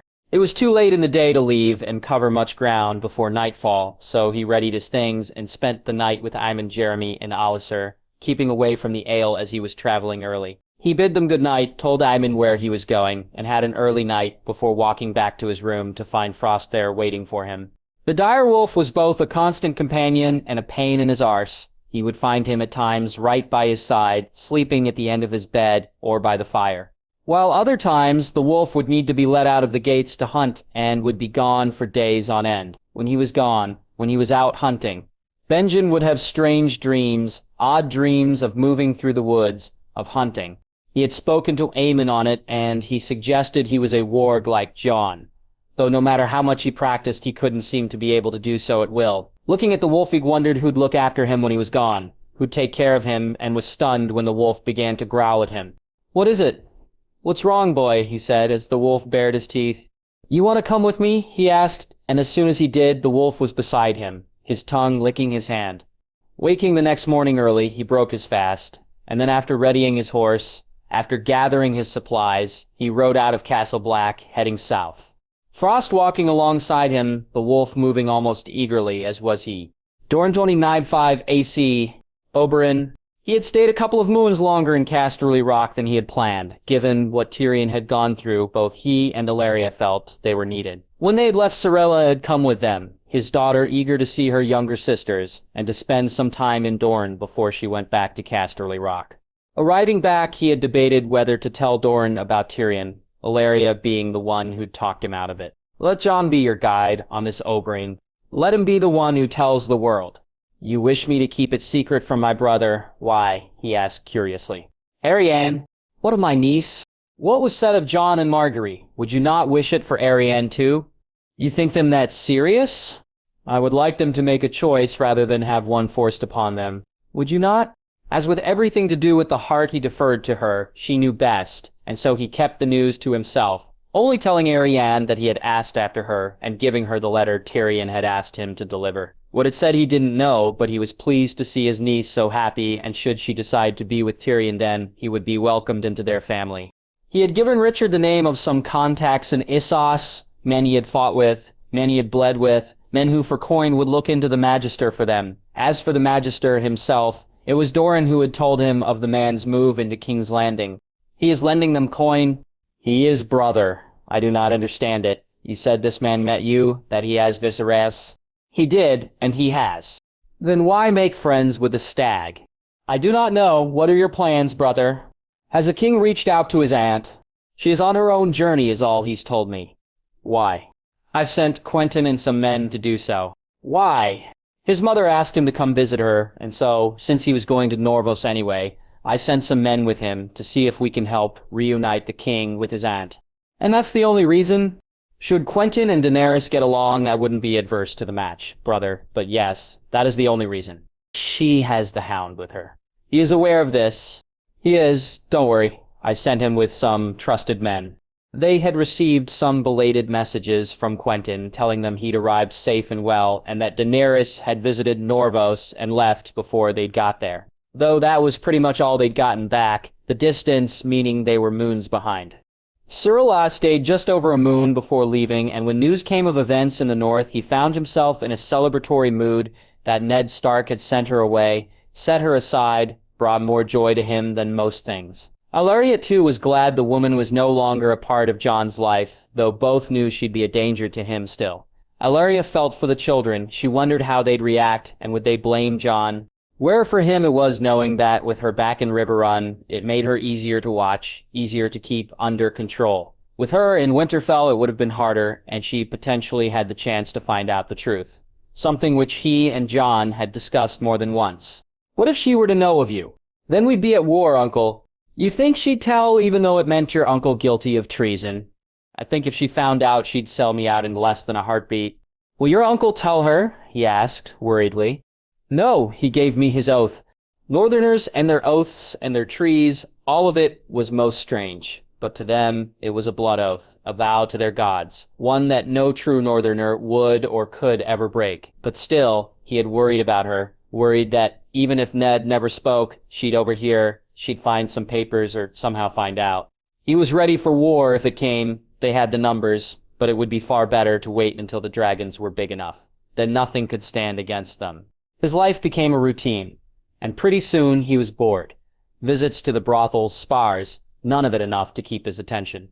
Only Ellaria and his children stopped him from going mad. His youngest girls, Doria and Loreza, toddled around chasing after their older sisters, and while Abella and Elia were starting to be interested in activities more suiting their ages, they doted on their sisters. A raven uncle, Arianne said, walking in as Ellaria lounged with Loreza in her arms, and he chased after a giggling Doria. No, Papa, I run, Doria said, laughing as he looked to Ellaria, who took the scroll from Arianne while he grabbed his daughter and began to tickle her. I have you, my little snake, Papa has you. My love, it seems we've been invited to a tourney, Ellaria said, and as he turned to look at her, his daughter slapped his face, laughing some more. It's too early for Joanna's name day, surely. It's not the Lannisters, Uncle, it's the Tyrells. He took the scroll, looked at it, and seeing the writing, he found himself surprised. He was invited. Prince Oberyn, I would like to invite you personally to my granddaughter's name day celebration. You, Lady Ellaria, and your daughters, I look forward to seeing you again for this special day. Olenna Tyrell, an invite from the Queen of Thorns. What say you, my love? Do you wish to see Highgarden? he said as Eloria nodded. Winterfell 2095 AC. Ned, things had been hard since he'd sent her away.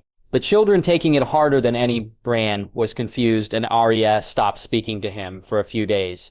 His daughter unable to understand why he'd sent her mother from their home. He had debated what to tell her, what to tell Robb and Sansa. The letters he sent them were vague but to the point. Arya, he had told how things had fallen apart, how her mother had betrayed his trust and shown no remorse for it. It hadn't been enough, but he couldn't tell her the truth. And so it was Elle who won her round, who explained things to her that he was unable to, who told her that it didn't mean he loved the children less. So while she had stayed mad at him for a while for making her mother cry, she had come around eventually. Brynden surprised him, though he partly thought the man hadn't reacted badly because of allowing him to take Bran when he was older. He'd pushed for 7 and they'd settled on 6, giving him 1 more year with his son and daughter. 1 more year before he'd be alone in Winterfell, and he wondered how he'd cope then, how it would feel to have that much peace, how he'd handle being alone. "You're doing it again," Elle said, taking a seat beside him. "What? Brooding?" "I've had a lot to brood about lately," he said, and she nodded. "Ah, you have. Was it the right decision, Ned?" "It was." "Then that's all that matters. Now stop brooding. The children will be in a moment for their meal," she said, and he chuckled softly. He knew there was something going on with them, with him and Elle, though they'd done nothing about it. Not even an out-of-place touch, not a kiss, nothing. At first he put it down to missing the warmth of a woman's body, missing the touch, the softness of a warm body beside him. But it was more than that. It wasn't physical contact he craved, though he'd welcome it. It was that feeling of closeness, of being able to trust someone else. Yet even now, moons after she'd gone, he'd kept to the vows he'd sworn. Even on nights when he was bitter and wondered had she. He held true to their vows. Though each day it was getting harder and harder to do so, Elle was different. How she looked at things, how she went about her day. In some ways she'd taken on the duties of the lady as well as her duties as governess. His children adored her, his household too, and each day he spent with her. He was beginning to feel more drawn to her. That the wolf liked her, that Lia seemed to be almost pushing them together, hadn't gone unnoticed by him either. He looked over to see her helping Bran cut his meat, saw her chastising Arya for belching, and when she saw him looking, she smiled and he felt something within him. "Then Jane?" he heard someone call and looked up to see his brother entering the hall. "It's good to see you, Jory." "Aye, you too. Been a while." "Aye, we've been busy at the wall. I'll grab an ale with you later." I can see my brother looking at me. "Uncle Benjen," Arya shouted, running from her seat, Bran following behind. "You can't be my niece and nephew. Look at the two of you. You're almost fully grown already." "No, we're not," Bran said. "Aye, that's true. If you were fully grown, I couldn't do this," Benjen said, lifting them both up and kissing each of their cheeks repeatedly. Jareth, stupid." Arya giggled until he let her down. "Lord Benjen," Elle said as she helped grab the 2 children and brought them back to the table. "Just Benjen, Lady Serwyn?" Ellen, his brother said with a smile. "It's good to see you, brother," Benjen said, grabbing him in a hug. "You too, brother. You arrived just in time for dinner. I'm sure you'll be interested in a warm meal." "Aye, I would." Once they'd finished dinner, he and Benjen walked to the crypts. As they did so, he looked and saw a large wolf with Lamia. Turning to Benjen, who was looking as surprised as he was. "You have a wolf?" they both said together before laughing. "Aye, Leah. She's the pup's mother." "Frost, I think you may be the father." They looked at the wolves as they walked towards the keep, Ned calling for Jory to make sure they were both allowed inside. "How?" he asked as they walked into the crypt. "I was coming back from beyond the wall. The wolf helped with some wildings, hasn't left me since you." "Jon," he said as they reached Lyanna's statue. "All the children have one now," he said proudly as Benjen nodded. "Cat, Ned, where is she?" He told him then. His brother's anger grew more and more as he did so. He even found himself scared some, having never seen him like this. "You know when he told me I planned to come here to confront you, gods if I had, we may not be speaking now."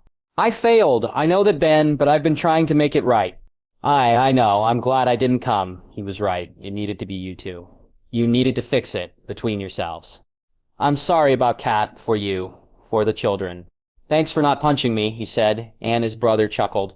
"We're lucky she wasn't here. She'd have punched us both," Benjen said, looking at the statue. They stood and paid their respects, and by the time they left, it was nearly the hour of the bat. So he decided to leave it until the morrow to speak to him on why he asked him to come. He bid him good night and made his way to his room, surprised to find Lacho waiting outside for him.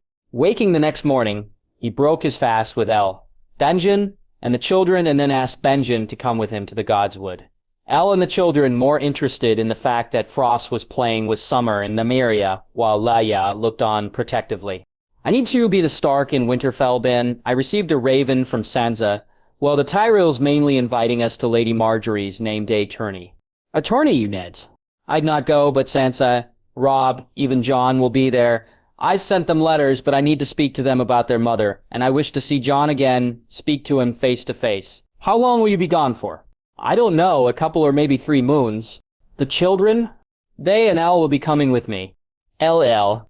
It's not like that, Ben. No, it's not like that. I'm not judging, brother. I know, Lewin knows about the projects in Wintertown, and I was expecting some builders to arrive about Moat, Kaelin. I'll show you the plans, and Lewin knows of the costing.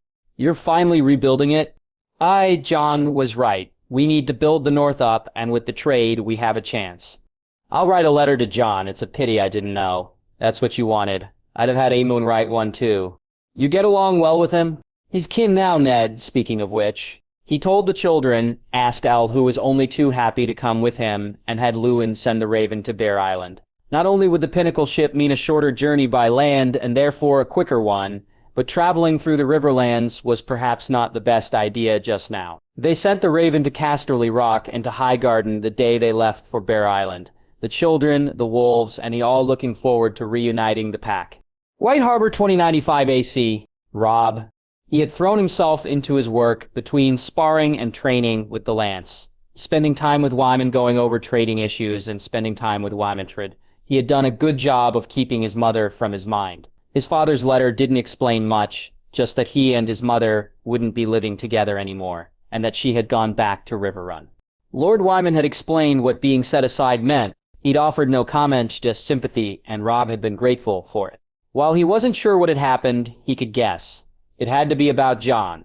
Just like for his mother, it seemed everything was. The fight he had with her was still fresh in his mind, the argument as clear as if it were yesterday and not moons ago. How are you settling in? She asked. Good mother, Lord Wim is ever gracious, and I'm learning so much, and Lady Winfred has been a true friend. You shouldn't get too friendly with her, Robb. Mother, Lord Wyman may be friendly and his granddaughter too, but you are the heir to the North. They see you as a good match. Would it not be? It would, but you should aim higher, my love. A great house, a larger house.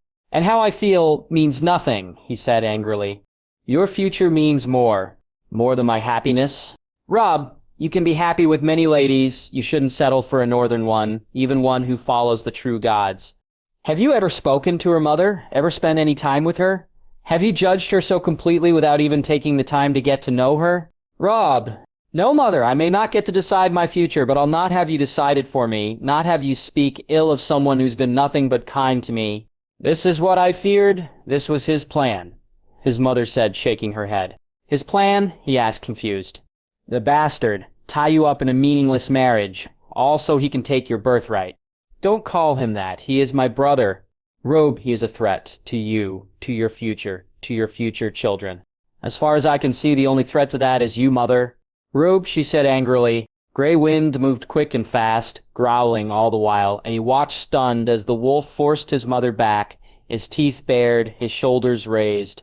Grey Wind, to me, he said. And the wolf turned his head and growled again before moving away. You need to get rid of it. Get rid of that filthy beast. Why I ever wished you to have the white one, I'll never know. They're vicious, horrible, beastly things, his mother said. And while he could see she was upset, something she said resonated. Ghost? You wished me to have Ghost? What? The white one, you said you wished me to have the white one. Why, mother, why did you want me to have Ghost? Robb, it was nothing. Mother? Why? He said, his voice raised. Why should the bastard have it? Why should he have a direwolf when my true-born son did not? You're the heir to the North, not he, but I was wrong. I wish they were all gone. All of them. Yet you think he wishes to take what is mine, that my brother wishes to take something from me. He who brought me Grey Wind, and who showed me how wrong I was and how I behaved. You worry about him taking from me, and yet you wished to take from him. Who is the usurper here, mother? Robb, this is what he wants, to turn you against me, to trick you into thinking he's good. You can't let the bastard win. Robb, you need to be protected, she said, and Grey Wind moved closer to her, growling once again. I am protected, mother. The pack protects each other. Robb. I'm not even sure if you're pack anymore, he said angrily, as he and the wolf left. He was walking down to break his fast, the memories coming unbidden as they had been doing lately. No matter how much he tried to put it out of his mind when he wasn't busy, it came. For a short amount of time after he received his father's letter, he had tried to blame Jon, tried to see it from his mother's perspective, but it made no sense. It wasn't the Jon he knew. So instead, his mind had drifted back to Winterfell, to the days before Jon had arrived back, to how things had been, how his mother had behaved. Then, and when he did arrive, every step of the way she had tried to put him against his brother. Yet Jon had done everything to try and bring them together.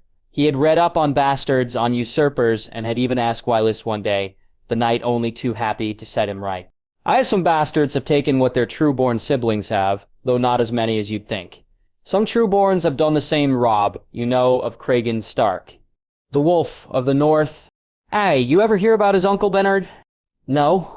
Not many have. Cragen was lord after his father passed, but he was only 3 and 10.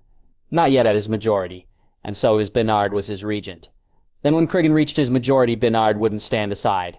What happened? It took him 2 years to wrest control from his uncle. 2 years. Now tell me, does it matter if a man is true-born or a bastard? No. Do you believe your brother true? Aye. Then now what else matters, does it? Wylis said, slapping his back. He walked into the hall and found Winifred smiling as she and Willa looked at him excitedly, his own troubled thoughts soon fading away. Come quick. Grandfather has news that will cheer even your grumpy self up, Winifred said. I'm not grumpy, he said grumpily. Robb, even Grey Wind is grumpy. Look at him, she said, and he looked to see the wolf looking miserable. She practically dragged him to the seat, didn't even allow him to grab a meal, just sat him down and looked to her grandfather eagerly. Tell him, she said, and Wyman sniggered. I thought she was going to drag you from your bed, Robb, he said to laughs around the table, even getting a smile from him. We received a raven from Highgarden. We've been invited to a tourney, lad. Looks like we're all heading on a trip. A tourney, he said excitedly. Aye, you'll get to see your sister, your brother too. No doubt. Jon is going. I doubt there's a thing in this world that'll make him miss it. He smiled then, looking to Winifred, who was smiling too. A tourney, Highgarden. He'd see his sister and Jon. He found himself looking forward to each of those things equally. Casterly Rock. Jon. Gods, she was growing. Less than a moon she'd lasted in the new room. It had become pointless for him to stay there and was abandoned, the cave being far more to her liking. Lygarin, though, could stay in the room, but he chose not to, both dragons sleeping in the cave together. Some nights he would fall asleep in the cave wrapped up with them both.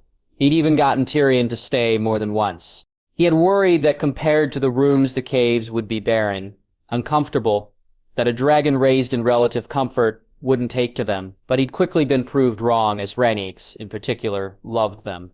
She loved to be able to come and go as she liked. The freedom of not needing someone to let her in or out, something she relished, and since she'd moved, she'd grown even more. Rhaegar was the size of a large horse, his wings wider than the cave entrance, but compared to Rhaenys, he was like a pup to Ghost. She was at least 20 feet from head to tail, her wings just as large when extended. Her flames were incredible, the brightest blue he'd ever seen. Rhaegar's were a deeper bronze. Even her voice had changed, now more a woman's than girl's, deeper and even more imposing. Are you thinking of me or the trout? She asked as he lay beside her in the cave. You what care I about a rotten fish, he said, and felt the rumble of her chest as she did what dragons do when they laugh. You're worried about what she'll think, aren't you? Aye, not just about her mother and my part, but me. A part of me doesn't want to tell her, he said.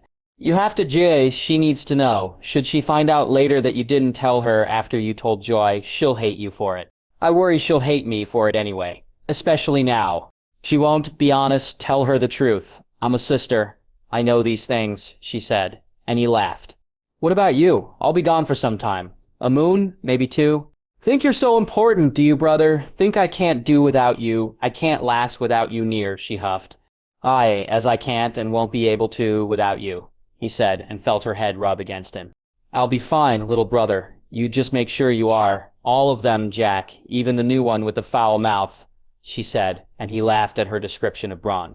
"I need him to stay here. Besides, he's more Tyrion's man than mine now anyway." He felt her huff yet again, but finally she relented, and within a few moments she was asleep, allowing him to move over to his son. "Father, is Tyrion going too?" His son asked, his voice softer and more pliant ever since he'd gotten his rider. "No, he's staying. He'll come to visit." He and Cirilla. His son said nothing else, quiet, content. Rhaegar spoke only when he had something to say. Rosier Nyx was a chatterbox, but his son was happy, and that was all he cared about. Even to Tyrion, he didn't speak much, only to reassure, to help, when Tyrion's melancholy became too much, something which thankfully had lessened recently. They had thought him over it, thought he'd handled it well, and for the most part he did. But occasionally it would strike him, and Arthur would say he looked like him, like Rosier too, mostly then. They would be leaving at the end of the week, and so he was spending even more time with the dragons, even to the detriment of his sparring and his jousting, tourney on the horizon or not. Waking up early, he watched as the dragons left the cave, stretching their wings and feeding in the water, both returning before the sun rose. He bid them farewell and headed back into the vaults, dressing before he headed up to break his own fast. "Jon, there you are. Were you with our friends without me again?" Joy said as he entered the room, and he looked around to see all were in attendance. "I was. Forgive me, my lady," he said with a small bow, and she looked at him before breaking out in laughter, when he did. "See, I told you I can be a lady when I want," Joy said to Asha, who laughed at her. "You're supposed to be a lady all the time, Joy." "No fun, only sometimes, Jon. Sit with me." He sat down with her, and for the next few moments he split his time between breaking his fast and watching as she made a game of sneaking sausages from whoever decided to even briefly glance away, laughing as she then hurriedly began feeding them to Dusk and Ghost. When she was bored with that, she began whispering in his ear about the tourney and her new dresses and telling him that he had better dance with her. Within moments, she was speaking about how much she looked forward to seeing Sansa and Margie again.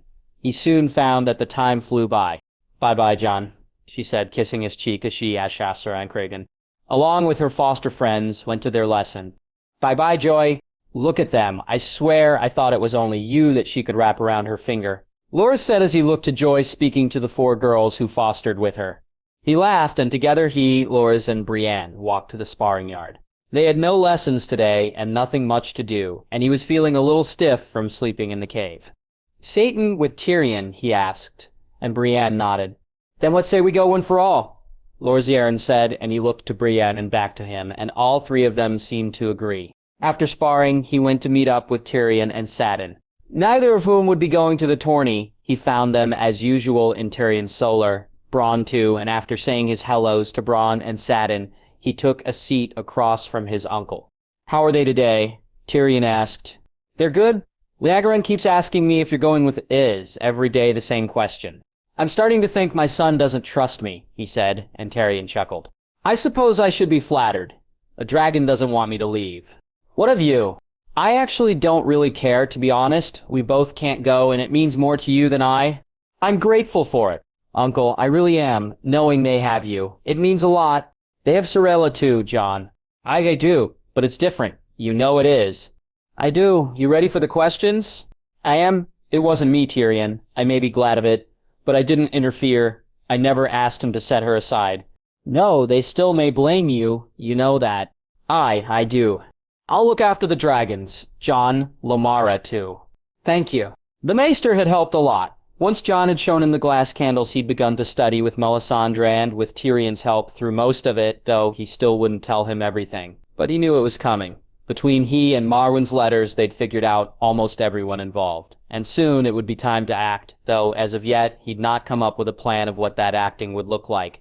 After visiting with Daisy and Joanna, having a spar with Cregan and Arthur, he ate his meal and went to read Joy her story.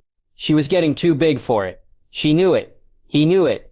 It even begun to not be a story he told her anymore, instead talking to her of the dragons, of what they got up to. But he liked spending the time with her, and so he'd resolved to keep doing it while he could.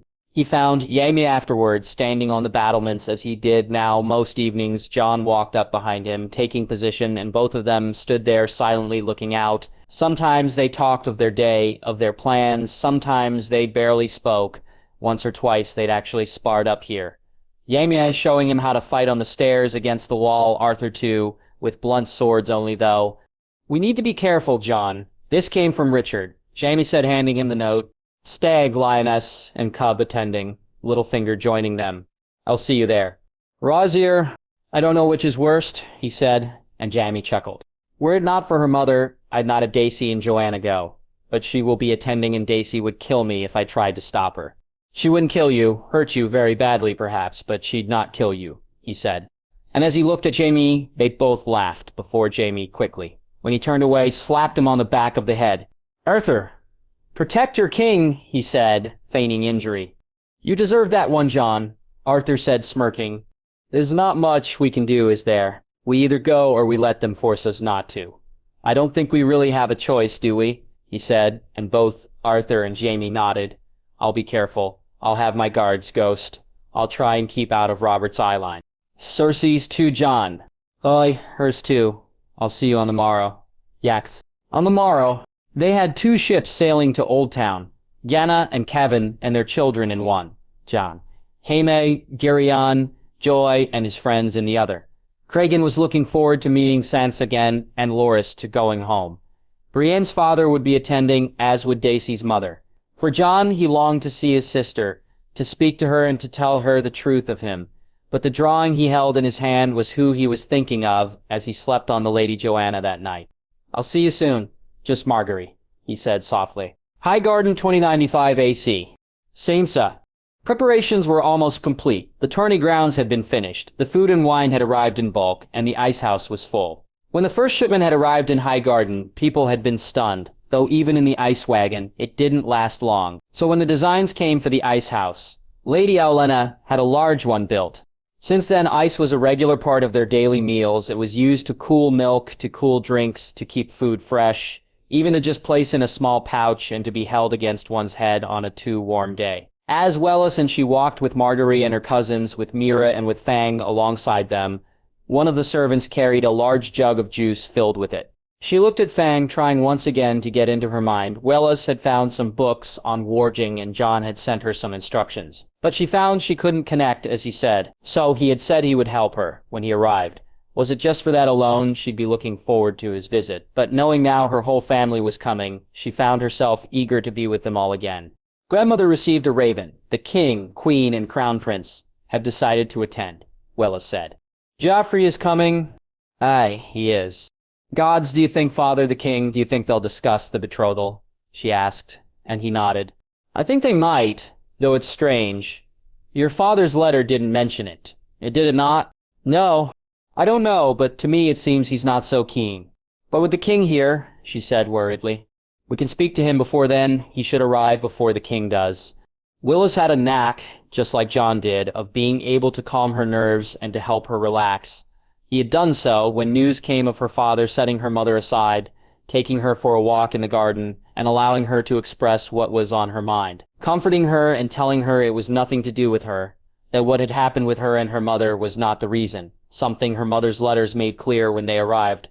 Once again, it was Jon her mother blamed. He was the reason. He was the one at fault. Never mind. He was leagues away, that he was in Casterly Rock while she was traveling the realm.